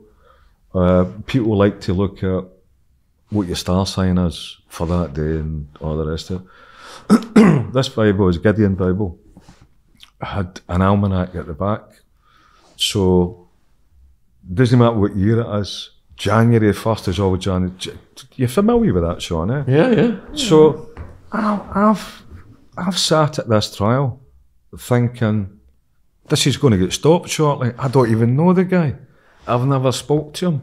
It's impossible how that. I'm trying to work out how they're going to do it, right? And then he swore on his 2 kids' dead ashes that he's telling the truth. And I couldn't even look at the jury. Honestly, I just thought, do you know what, how the fuck am I going to explain this one? Came back up to Ballini, and as soon as they opened the cell door, I went in. Got a piece of paper. I don't know how I done this. It just wrote something. I wrote about Peter Sutcliffe. I don't know everything about Peter Sutcliffe. I know the thing. Peter Sutcliffe killed every other woman apart from his own wife, Sonia. So there must be some mechanism in these people that protects the family. And that thread allowed me to believe in their thesis for Donald Finlay the next day to say, he's either not got kids or the kids are alive and well. Because you're not going to desecrate, who's going to desecrate the kids' ashes? So, when I done that thesis, and then I thought, right, what have I to read today? This is the biggest point. I've opened the almanac, I'm going to get the pages, I'm going to get the numbers, because it's important for me to tie this date down, right? I've opened it up, and it was to read the Proverbs that day. And the proverb was, do not fear the serpent that bears false witness against you. No, do not fear the serpent with a forked tongue that bears false witness against you. I dropped the fucking hand. I went out an electric shock, and I thought, I need to read that again in case I go to the wrong day. So I'm armed with the thesis for Donald Finlay. I get a massive amount of courage for somewhere and going, I'm having a go at this. I look for signs. And it was just, when I went and presented it, what I never knew is my lawyer, Peter Forbes, and Donald Finlay had already requested the attendance of this guy's ex-wife. So again, my head's in bits. I'm sitting in the dock. Now here's this name being called that's never ever on a witness list. I used to send Donald Finlay notes to ask different things. As I sent him a note, as in, I think I wrote, who the fuck is this? And he turned around and went, it was Dennis Wilkinson's ex-wife. And I never knew at the time. So when she went into the witness box, I seen the prosecution went to stand up. The judge had made a motion, sat there. He took his wig off and had a chat. And I'm thinking, this is surreal. But what he said to her is, how long were you married to your ex-husband? It was a couple of years. Have you got any kids? Yeah, there are 2 kids, boy and a girl. Long you been separated? I think it was like 18 months or something. Have you got any, has your husband got any kids with anybody else? And she's went, no. Right. So when would your ex-husband would have known the kids were alive and well? And she said, last week we sent him letters and photographs. Oh, wow. And I've looked at the jury and went, it's a fucking joke. That they should have stopped the trial. Yes. They should have stopped the trial. Just a farce. But further on, I couldn't believe what the trial judge said to the jury. He said, sometimes, ladies and gentlemen of the jury, even the worst of liars may tell the truth sometimes. They had so much money invested in it, didn't they, as well? 100%. It's a farce. People talk, it's the biggest long, it's a farce. You take away all that evidence, what have they got? They had nothing. Absolutely. It should never even went to trial. How do you feel when the verdict came down?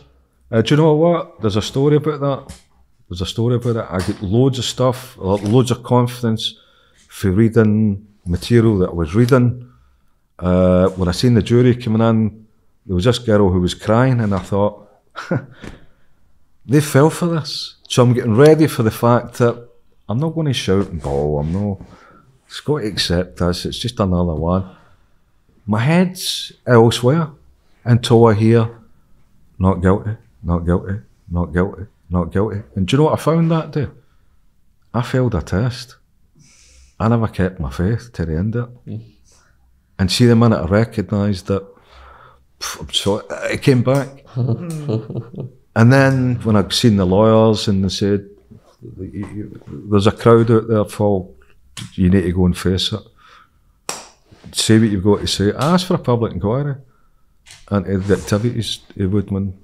Nobody's going to get it, or any at all like that, because they don't like to air their dirty laundry in public, but I will, and continue to do it. So there's a one that they've done, the scandals that shocked Scotland.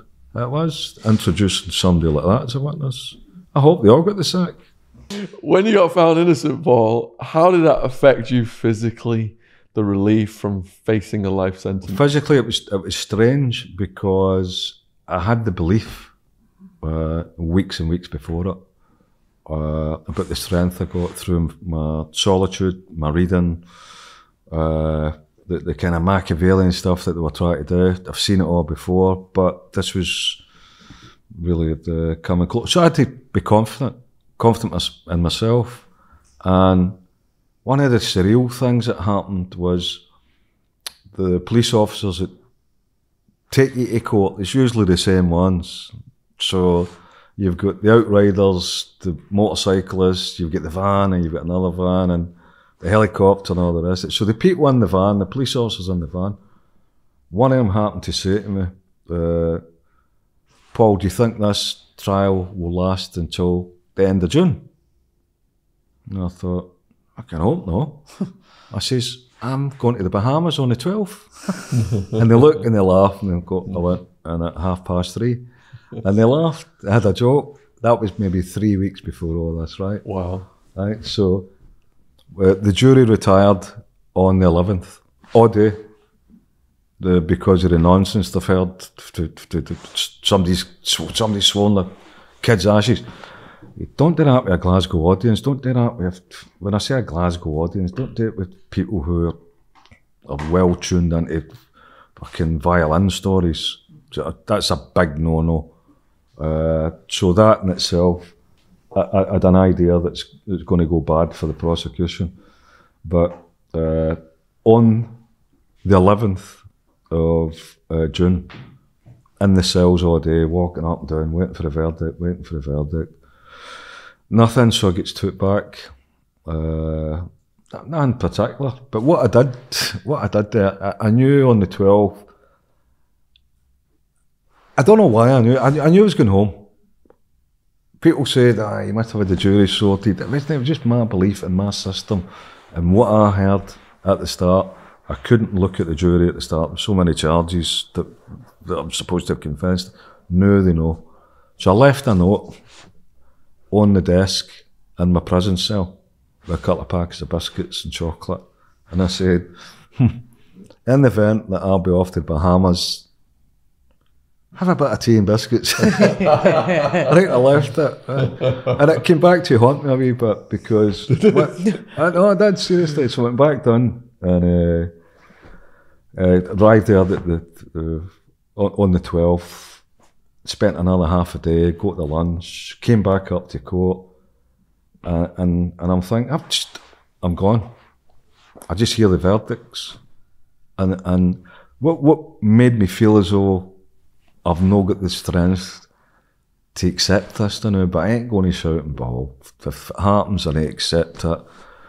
I know people who have been in the same position, like Tommy Campbell, Joe Steele, and what are you going to do? Shout and make a mug of yourself. So I've seen two of the people coming in crying, and body language, my confidence completely went. I'm just thinking, waiting for this, fuck it, get me down the stairs. And then I heard the verdicts.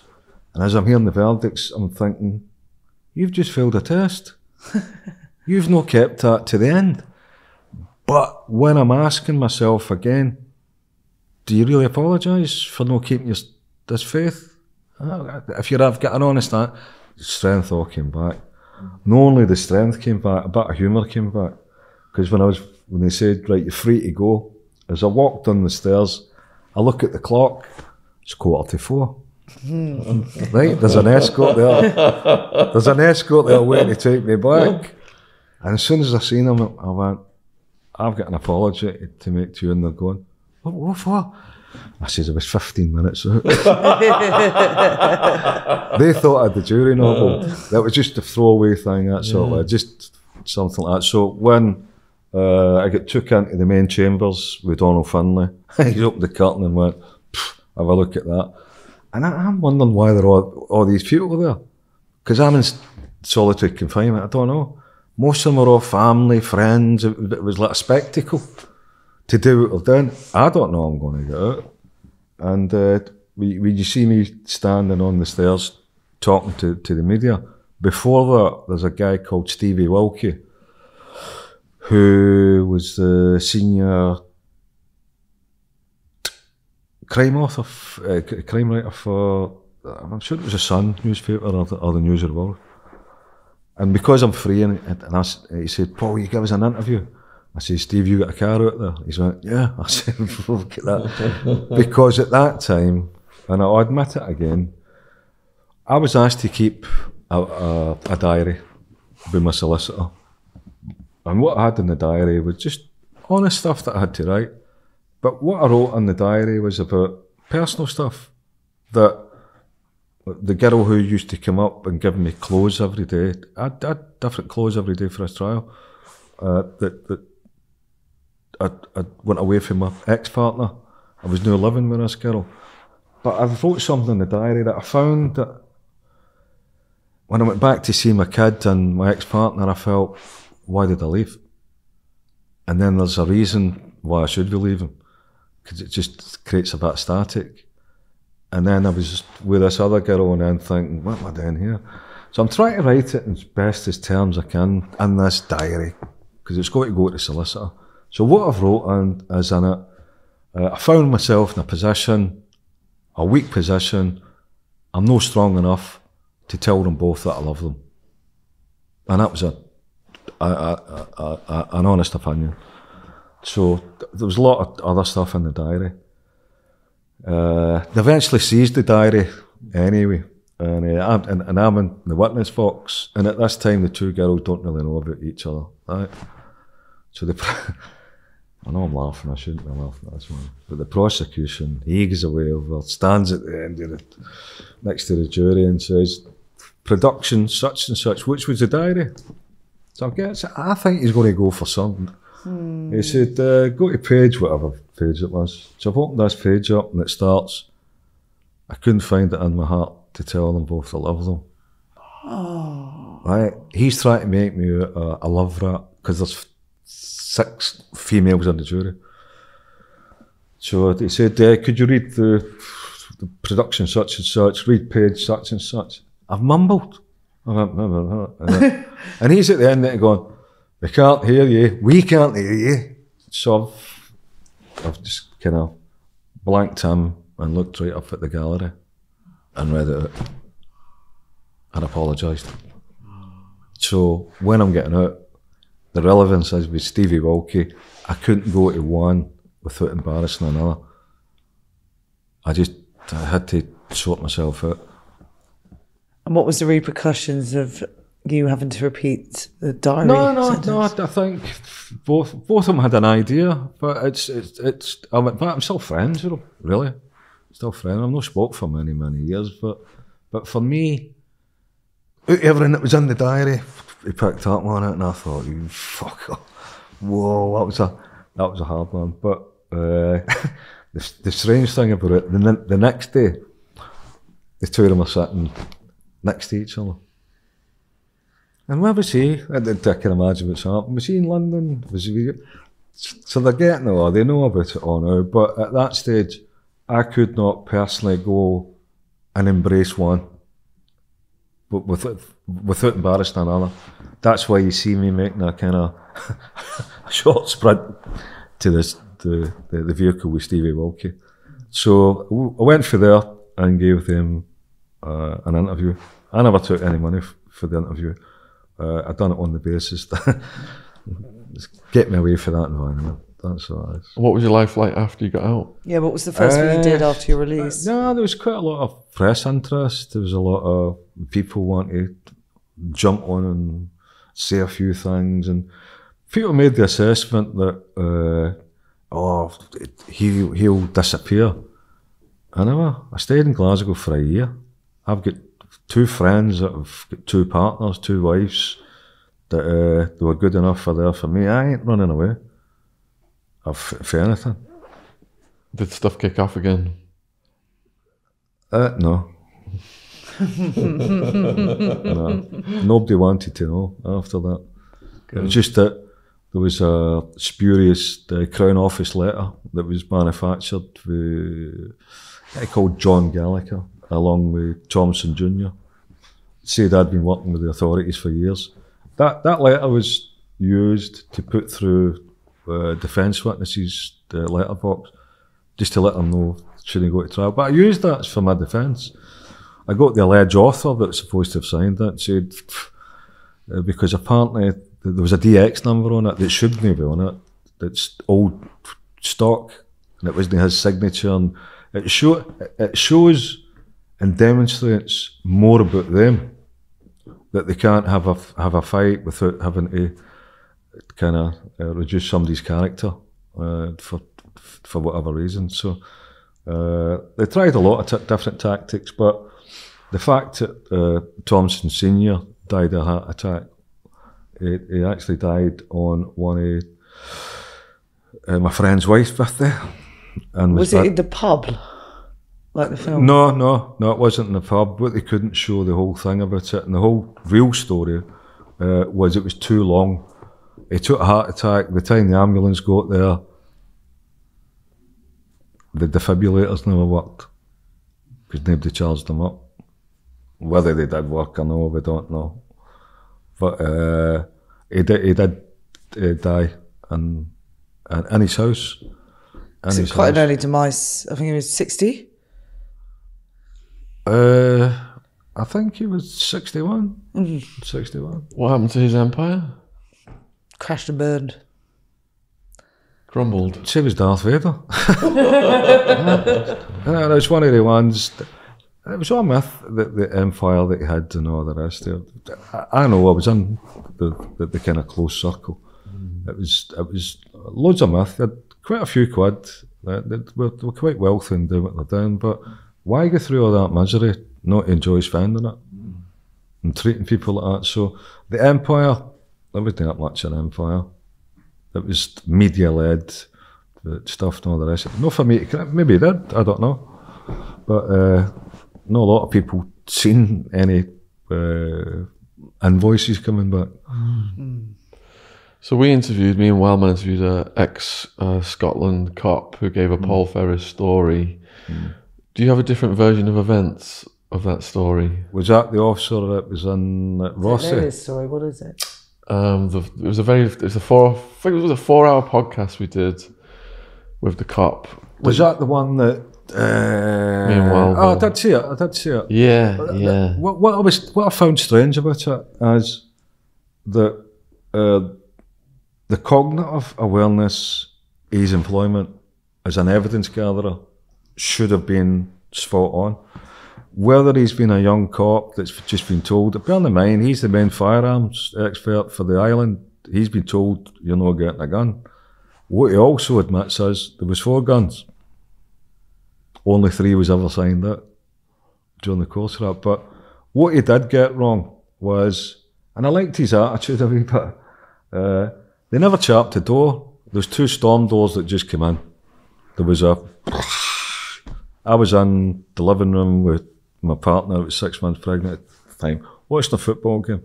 I've got a pair of tracksuit bottoms on and a t-shirt. That's it.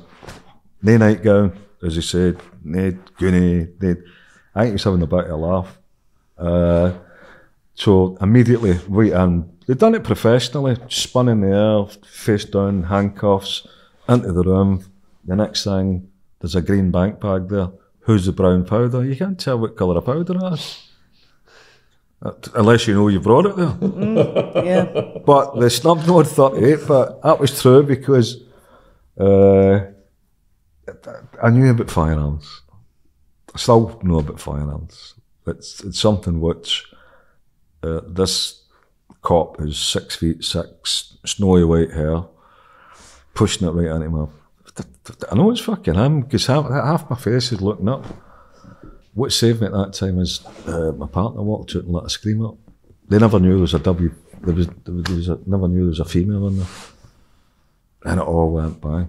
They got a WPC. They kept telling the cells as well over the weekend. So that particular thing, I don't criticise him. I think maybe his knowledge and his memory goes on, and he should remember this one, that the earliest you take a statement, it's clearer for what it is for the longevity of the time.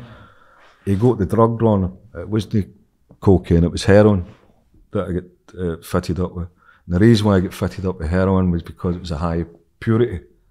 And anything that was getting a high purity, they calculate it down and it's worth thousands then. But the irony is, I'm on the run, on an island, that probably, there's no heroin addicts. I don't know, you take it, if I did have it, then there would have been, the way I was arrested and thrown to the ground, but we got an independent toxicologist done to describe it. What he's actually done is took like a credit card folder out, threw it in the ground, then put it in it. Right. And then they found money in another room, a couple of £100, it's survival money. So they've come in and put all the productions on the one bag. So they've seized my clothes for an attempted murder. So the police have got it, I've got to change the clothes. When I met the solicitor at the court, he read out the charge. He says, you did have in your possession diamorphine or intended supply. And I went, I never done it. But so I'm telling him how it got there. He made an application to seize my clothes, right? Because you've got an open and shut bank folder. You've got a bank bag, a green bank bag that I think it was designed for either 10 pence pieces or 20 pence pieces. So you're going to get spillage from that bag into that folder. It's not an airtight container, it's just open the folder. And if that was in my pocket, the way I'd been arrested, spun up, down, there would have been movement somewhere. So they've checked the bag, and during the course of the evidence, the Ferris, even the cop who fitted me up put his finger, Donald Finlay said, "Can you put your finger inside that bag? What colour's your finger?" Light green. All right. So now we've got the fail, a glass fail with the brown powder in it. Put that in. What colour's that? He went, brown. Right. Now we've got the top forensic toxicologist for Glasgow University. He's got a white piece of paper and a black piece of paper. If you put the white piece of paper in, what colour is it? He said, light green. Put the dark piece of paper in it, what colour is that? Dark green. He said, could you tell if there was brown powder in that? He said, unless it was dark green or light green. Yeah. And the tracksuit pocket was forensically examined to like 1,000 times thinner than a human hair. They never found nothing in the pocket. What they done, they found it in the folder. So it explains how it got in the folder. Jury seen through it, I got found not guilty. I was lucky with that. Up against 5 cops saying that they found it. Wow. They didn't like that one. That I used forensics against them. So the Rossi episode was that one. And what caused you to finally go on the straight and narrow? Yes. Me? Quite easy. It took me roughly 2 months sitting in Belmarsh in 1997. Apparently there was a legal remit where you can get fast-tracked onto a quick trial. You don't need to wait for them, man. To this solicitor who was nominated turned up with boxes and boxes of stuff. And I thought, that's really quick. He went, what is? I said, the case files. He said, no. He said, that's your supergrass statements. That's your supergrass statement. It was all people who'd fucking... So you had the main manufacturer of the firearms pointing the direction to this guy. This guy's pointing the direction. They're all like that. So anyway, I thought, and there was surveillance reports on it. So when I'd seen all the MI5 stuff on it, when you're involved in criminality, you don't think you come to attention to these people. What I saw, what I heard, and what I've read, I thought, I'm going with my sentence, put my hands up, and I'm going straight. So that was the catalyst. So I've got to thank MI5 for that. They've actually mentioned me in their centenary, the Defence of the Realm, 100 years in protection, just a small one. I actually told Ray Burgess about it, because you look for new material. What I forgot to tell him was what page it was. So I phoned them up one day. I said, Reg, how are you getting on with Ray? How are you getting on with this book? Hold on, he cocked my accent. He went, hold on a minute, Paul. I'm at page 1,003, and I laughed. I said, you're still in the Cold War. Get this up, and we're in it. So it's nothing to be proud of, but we were the first non-terrorists in the UK to be subject to MI5 surveillance. So that's why it's in it. Big stuff. Mm-hmm. When you got out of the lifestyle, did you miss the excitement? Yeah. Or did you replace it with something else? I replaced it with success. I replaced it with proving everybody wrong. The problem that I did face further down the line was we went in the first year turning out security company. We went the first year probably just under $250,000. Second year, 3.6 million. Wow. Quite a jump.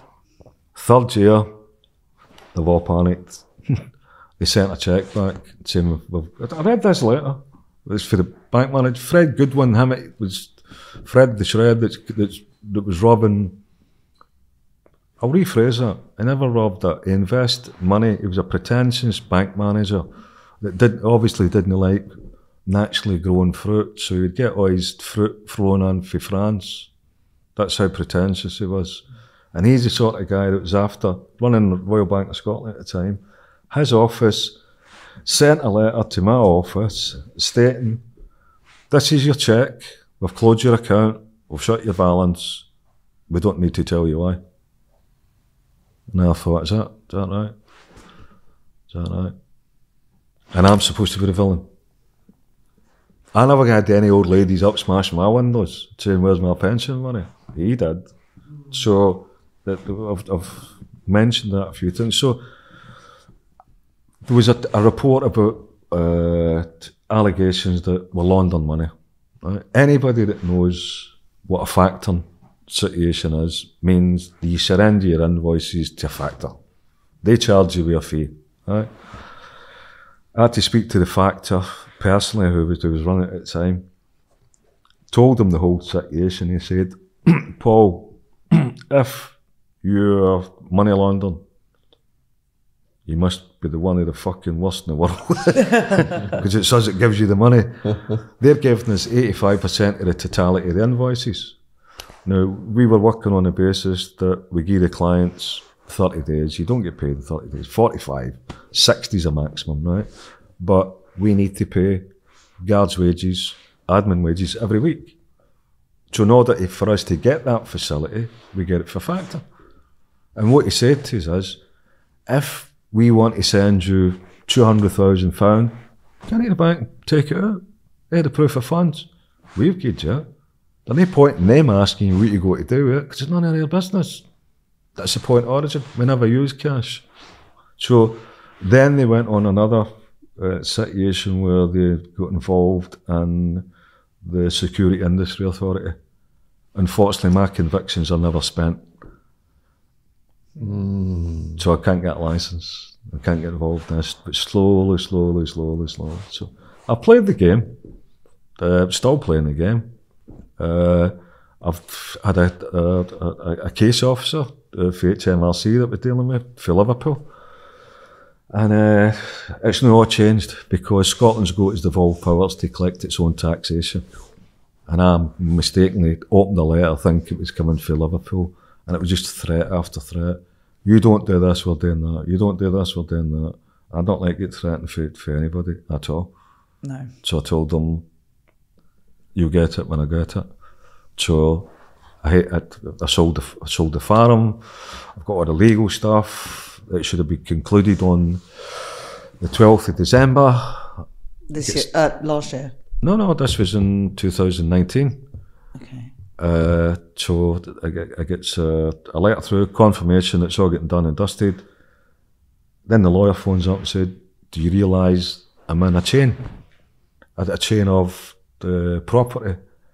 The people who will want to buy my farm have to wait until somebody has to sell their house before they sell theirs. And I'm thinking, what the fuck's that got to do with me? It's proof of funds. I said, so when are we sorting this then?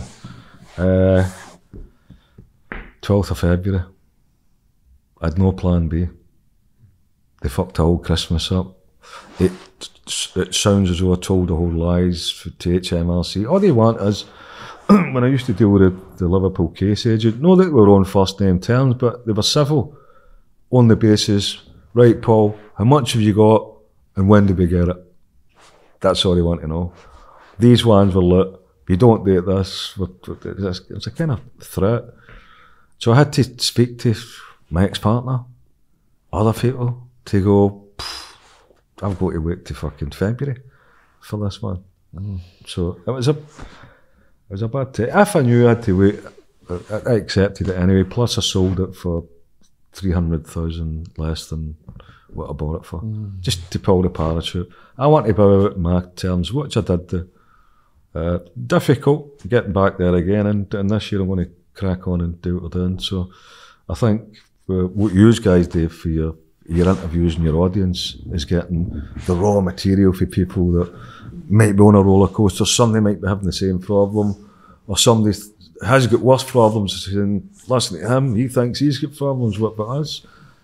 Basically, what it is for an unscripted interviews and what you do. And I like the line of questioning that you've done, because it triggers proper response and where we're going. So the fight still continues with me. Yeah.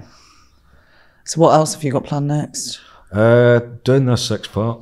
Yeah. We've got 6-part. The problem, what I seen the Jack Pepper media was, they're looking at investor stage in October. These investors are away on holiday for October, November, December, and they'll come back mid-January or the end of January to do what they're doing. That's what they do. So they've got a working script. They've done, to be fair, they've done a documentary about Ricky Gervais, about how he started off his XFM, his radio career. Yes. And then they've done another one with Irvin Welsh. So they're plugging away. But this is a big investment. You're probably talking about 1.2 million quid an episode to get it done. Wow. So basically what they're doing there is back into their investor portfolio and then see how it goes for there. Well, you mentioned you like this podcast. Did you not do a podcast with Mark Dempster, one of our podcast guests? Mark Dempster? Yeah. No, I tell you what, I done Mark with something called Gritty Nitty. Yes. Right? Mark's a brilliant guy, right? He's so funny. Right, Yeah. he is. So he said, Paul, we're starting up a new podcast along with Michael Emmett, Tosca Jackson, posh location right in Harley Street. Yes. Right, and Mark's kind of special couch where he asks people questions. Mark's funny. Yeah. Really, really nice. So I got Great asked as a guest to be on it. But that was the one I had with the baseball cap on. So just because of psoriasis. But the level of question, I thought it was totally different. But I felt that they could have had somebody in the chair. Oh, in the The stories they're having a debate. Michael Emmett's a brilliant talker. Yeah. he's great. Brilliant Never talker. had him. Tosca Jackson. Never knew he was the guy that set off Kiss FM. Yeah. Big player. And I thought the balance between racial stuff, religious stuff we're going to be talking about, drugs we're going to be talking about, Mark's stories about how he got kidnapped and robbed and how he's still surviving. It's funny. Yeah. Michael Emmett, brilliant guy. His dad was very friendly with Kim's dad. So it was a good format, but I felt that I couldn't commit to it. It's a full-time thing, isn't it? Well, no, it's not so much a full-time thing. It's just I feel without any repetition. You can tell one story, but you might forget about something. But obviously, it comes into it. And we had to be aware. What I wasn't aware of that they all met through Alcoholics Anonymous. So we met up at the sports bar near Victoria, and I got a double vodka and Red Bull. They're all water, this, that. I said, what's wrong? You want half pint? No. Then they tells the story of how they met, and I thought, all right, I better just nick that at the bar. But no, really, good fun. I don't think the reason why I don't think they're getting the numbers is because whoever's doing the upload, Steve, I don't think he's keyed into the algorithm. He's putting the name he put it as for the podcast. He's not using the algorithms, the names, Michael Emmett, Mark Dempster, me, and that should be a primary one. It's all keywords. You know that yourself. Sean, you're in it. You're a numbers game. Jen, you know that as well. The mastermind. And YouTube obviously for your audience, they know that. And the guests that you bring on, like me and other people, is for a reason. I've got projects that I'm want to explore and talk about, maybe later on. But I did owe you an interview. There was 2 or 3 I done with James English. The other one I got offered was to do the Lad Bible, and I thought it would be a bit of an insult, personal insult, but then that without having to facilitate this one. So maybe you can contact you guys and say, right, that's done, or unless you want me back for re-editing. Yeah. Maybe you've not asked enough questions, Jen, you never know. Well, exactly. I've got to ask them, what was your fondest memory of Glasgow growing up? Fondest Talk about memory, all the darkness. the fondest memory of Glasgow growing up. My dad taking me as a kid down to watch my football team parading the European Cup. I was only a kid, but I can't remember it. I remember the crowds and cheering, and for that, it was a big event. That would have been 1967, or when they done the tour, 1967. There's a few good memories, but I did drop something in last night, a tweet. I'm on Twitter because somebody was pretending to be me years ago. And I kept reading this, and people were saying, "Oh, that was really good you done on Twitter." I said, "I ain't fucking on Twitter." So when I read through all the conversation, it was funny. And people were saying, "Paul, I've not seen you for a while, here's my phone number." And whoever's sitting at the back, could be a female, I don't know. So I had to make Twitter aware. I had to send my passport, copy the passport, prove who I am, deletes his account, and I get one for nothing in 2011. So I've started all that. And I done an archive search last night on old photographs of Black Hill. And nothing's really changed much apart from the aesthetic new buildings. The people who run the city, the previous people who run the city, the previous people who used to police the city. Not so much the ones that are currently policing it just now. It was a town called Malice. And I put it on, it's a jam, it's a favourite track for me. It's obviously got another town somewhere, but that is my kind of slap towards City Council, police, what they've done. There's nothing changed. And I'm trying to get involved on rehabilitation projects and things like that. I know the problem. The problem is they've got to explain their wages and how long they've been getting it for. Because if I find out about it, I want to know what you've been doing and what changes can get made. So where can people find the real Paul Ferris online? It's on embryonic Twitter? just now. We've got a company, CIC company, based in Stoke-on-Trent. The main figurehead is Phil Mayer.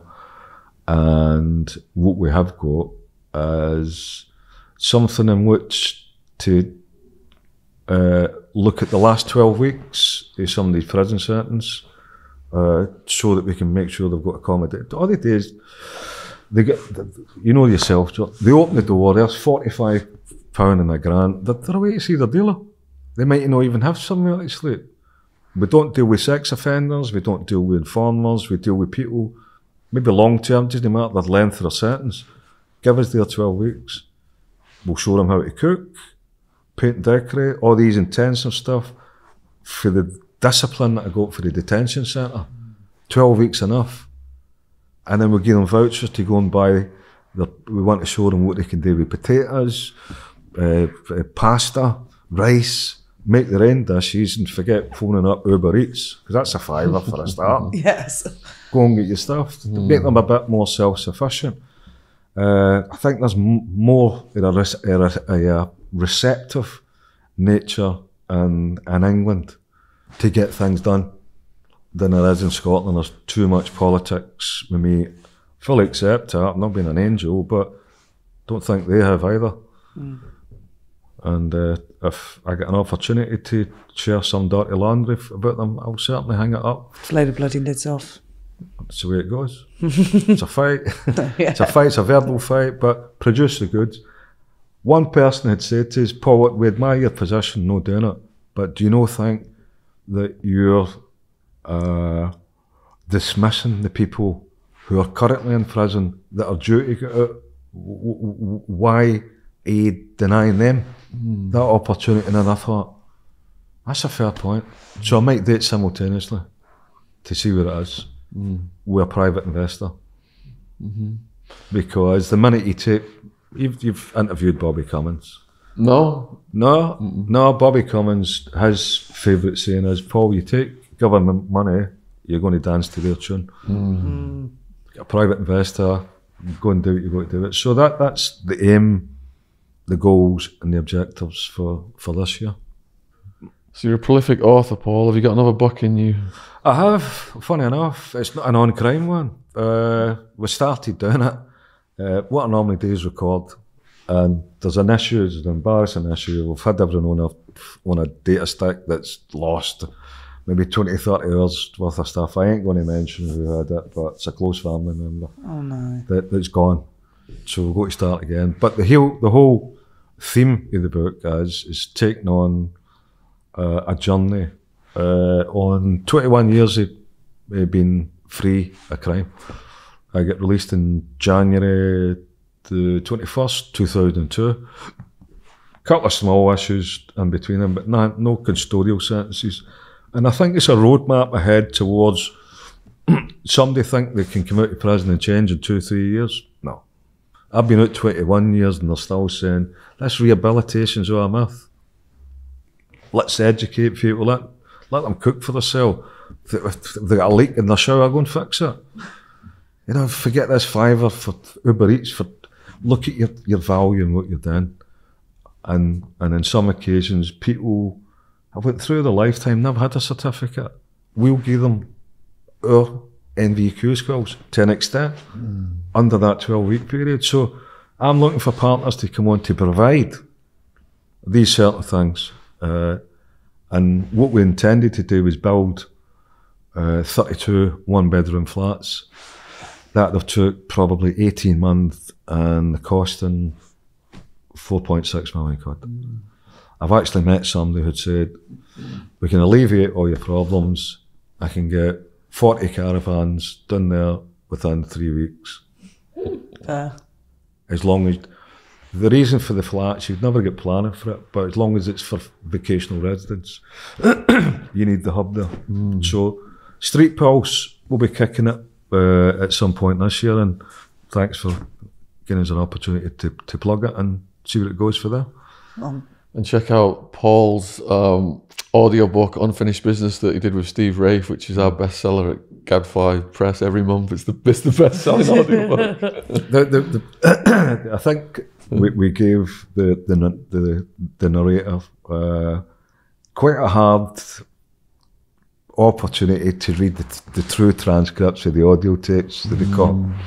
I think if we either anglify it or put subtitles up, it could work, could not work. But we're going to go back and visit that one. The new book that we're going to be doing is, again, titled Unfinished Business, but the business here is the subtitle. On the journey from prison, talking about Fred the Shred, the security, how difficult it is just to get a national insurance number again, people believe in you, spurious stuff outside the newspapers, the SIA criticising you for something I've done in the past. So how can you reform when you've got all that, these things catching up with you? There's too much politics. I'm glad that I came down to visit in England when I sold the farm. Never came down to stay.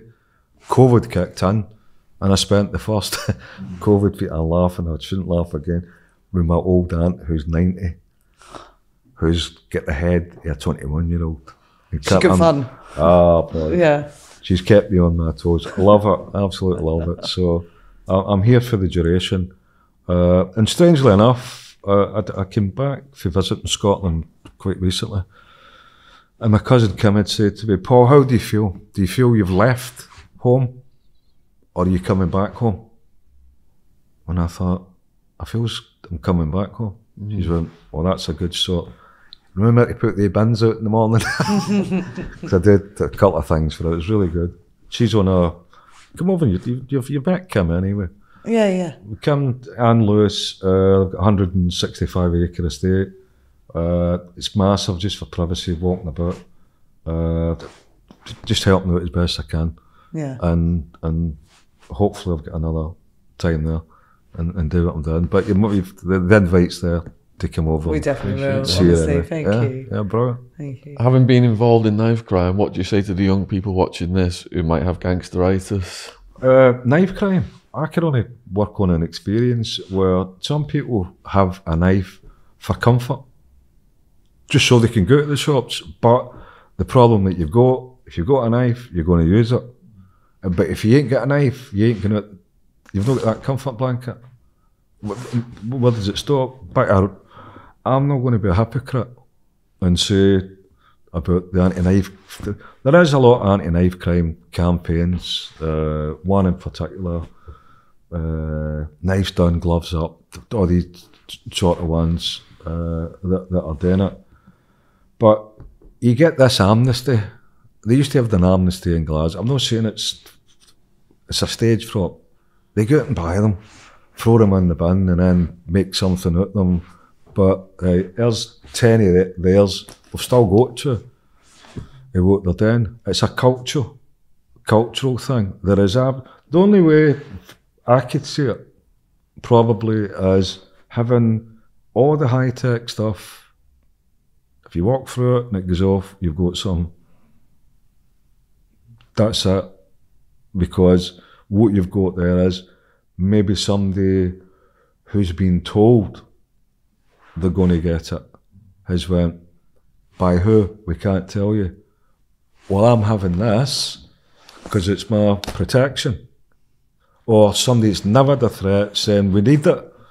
And I'll give you an example. This is a recent example for London. I'm going out to buy tobacco. I have roll-up tobacco. There's a corner shop that I can see on the main road. I go to walk across the road. My nephew grabs my arm and said, no, Uncle, we'll use this shop. And right away I thought, he's shoplifted, he's nicked something, he's banned. So we walked down, get the tobacco. So on the way back up and having a roll-up, and I've asked him, have you been banned out there? Have you been shoplifting? He went, no. He said, that's another territory. If we cross that road, we will get stabbed. If they cross, that's a postcode lottery, that's how close it is. Normally it was the North London, East London, South London, West London. It's a postcode lottery. The only people that can figure all this out is, you could probably say community leaders, but you need like Marvin Herbert. I don't know if he goes on one, but he's got a voice because it's somebody in which that he's been in there. He's lucky to be alive, but the problem is, you can have a great message. People need to respect the source before they accept the message. And I'm not going to be a hypocrite saying, oh, you shouldn't be carrying a knife, guys. If you feel the need to carry a knife to protect yourself, what you want to be a hermit? If they've not got a knife, they're going to get a gun. And if they've not got a gun or a knife, they're going to get a sword. Or they're going to get axe. Anything to feel comfortable. But it's like that game. It's not a game, it's like Crocodile Dundee. Right, give us your wallet. That's not a knife, son. That's the knife. The things that they're pulling out was for use for clearing bushes in the fucking Amazon. Never mind fighting. So to get up with one of them, I think it dawns on them when somebody's lost a life. And then it's a gang culture, then it's all about, I never done it, they done it, collectively they all done it. And it's only when they're in prison, having that thing again, what I said to you earlier, when the family get up and walk out, that's their sentence. And some of these boys with IPP, independent fucking sentences where they've not got a date. So that backlog it's creating through the violence and all the rest of it, it's creating gangs in prison. You won't get knives in prison. Of course you do, make your own. But for the young ones, spend more time looking for something that can get you a wage and keep off the green because it'll... Don't do it recreationally. I'm not going to... I smoke it. If I need to carry a knife, I would carry a knife, but I don't. the young people, they know what they're doing. It's just, I don't know. If they get enough respect for people in their community, they'll listen. Or this amnesty thing makes a lot of people look good and all the rest of it. If an individual's want, the problem is you might get one guy saying, you know what, I'm going to listen to what was said there. I'm going to drop my knife, I'm going to give it all up, and he's at the shops the next day and gets stabbed to death. Yeah. Catch-22. And he's in it. And the people that are using knives, I don't believe they set out to kill people. Some of them might, but you hit a wrong tendon somewhere, you hit someone that they're going to bleed to death. So what my words to them would be, think about the next 20 years and then look back, because that's what you're going to get. Yeah. That's what you're going to get, guaranteed. If you want to spend the next 20 years not seeing your family, eating prison food, doing what you've got to do, can't even go to shops, think about it just for a short period of time. Try and stay in it a weekend, then think how many weekends that you're never going to get out. Whether that's receptive enough, but one of the main issues that we're going to use for street pulse is we've got an independent mandatory drug testing facility, because we don't want to be accused of massaging our own figures for the drug test. So one of the ones we've got that done, I'm sure it was the Ladies World Cup team, or they're highly elevated, very well got in the community, on the basis that if we get people in that group that are tested negative, the chances are they're listening. So all the advice you want to go and have a meeting in community halls and all the rest of it, you're probably looking at the watch going like, oh, we need to go out and get a fucking rock. We need to go and... That's the truth. No listening to this. They're here to attend it. But if you've got somebody that is wanting to change their life, get off the drugs as best you can. I've been on it. I was an expert, not an expert. I was experimenting on different things and all the rest of it. Addiction is in the mind. You can get a physical addiction, you can get a mental addiction, but what you have got is the power to say, stop it. But sometimes the power to say, stop it, they'll jump on something else. But at least it's not as tolerant until they get run and make a decision. But the younger ones growing up want to be the gangsters, the teenagers. The teenagers want to have all the money that the boys in the street are getting. And the older ones are sitting back going, Yes. look at the carnage. Look at the carnage. And then, no long after that, you've got the same young boys sitting in a cell with no date on their door card. They're in there, and then they've got to do all the courses, and it's they're putting these people into purgatory. Seriously, what is the intervention rate? Probably nothing. People like us that's been in prison, they know we're not involved in authorities. You think somebody's going to sit down and have their whole conversation with a social worker, a probation officer? Not going to happen. But somebody on a one-to-one basis to having it, it's good. We'd probably implement something in Street Pulse with that, but I think there's too many people with too many knife crime messages that should either come together under one umbrella or stop fucking biting at each other. It's not about politics, it's about getting results. So you might have somebody with a message that thinks it's a message, but it's maybe not a message because people don't respect the source. Or you might have somebody with a catchy message that might be something else. But intervention, right now, don't see it. I honestly don't see it. But it's one of these cases that will get worse before it gets better. You might have another generation that's growing up and going, remember them that stabbing each other? Look what we've got, stun guns. So it could be a whole thing. I know we have a bit of humour and lightheartedness about it. It's a big issue. There's no magic wand towards it, because if you look at even that story with the shops, the local shops, street by street, you've got that in every city. And in every city in every country, and the whole part of the country. Scotland did have a massive knife crime. It had a semi-success, but it'll grow up, and it's all to do with, has an individual got enough comfort in themselves to go out and face the world without the knife for protection?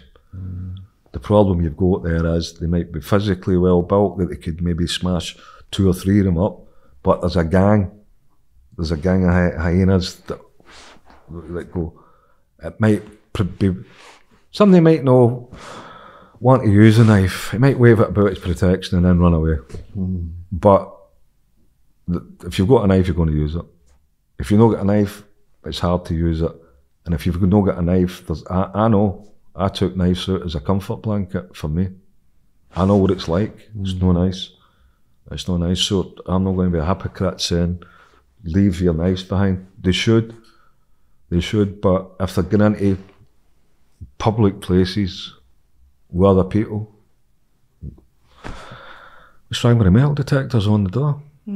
Oh, what's that metal thing? I've got your belt on. Right, take your belt off. You should find a knife, because they're not that size. They look fucking samurai swords. Right, but it's a difficult one, Sean, and I don't think there's any easy answer on it.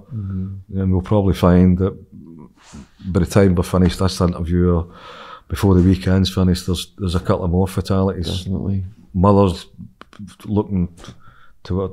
It's difficult. Really difficult. Speaking of addiction, Oh, for God's sake. you must be hungry by now, Paul.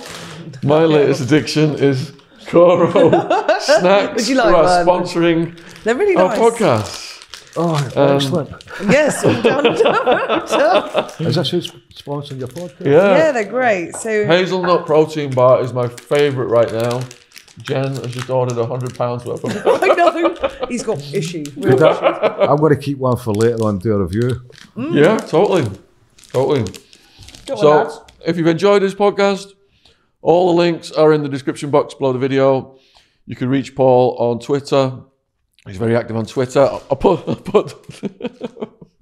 put the links down there for the books. Any other links you'd like us to include, Paul? No, Twitter's the only one I use. That, and they've got the Ferris Conspiracy website. Okay. I've had that for 20 years.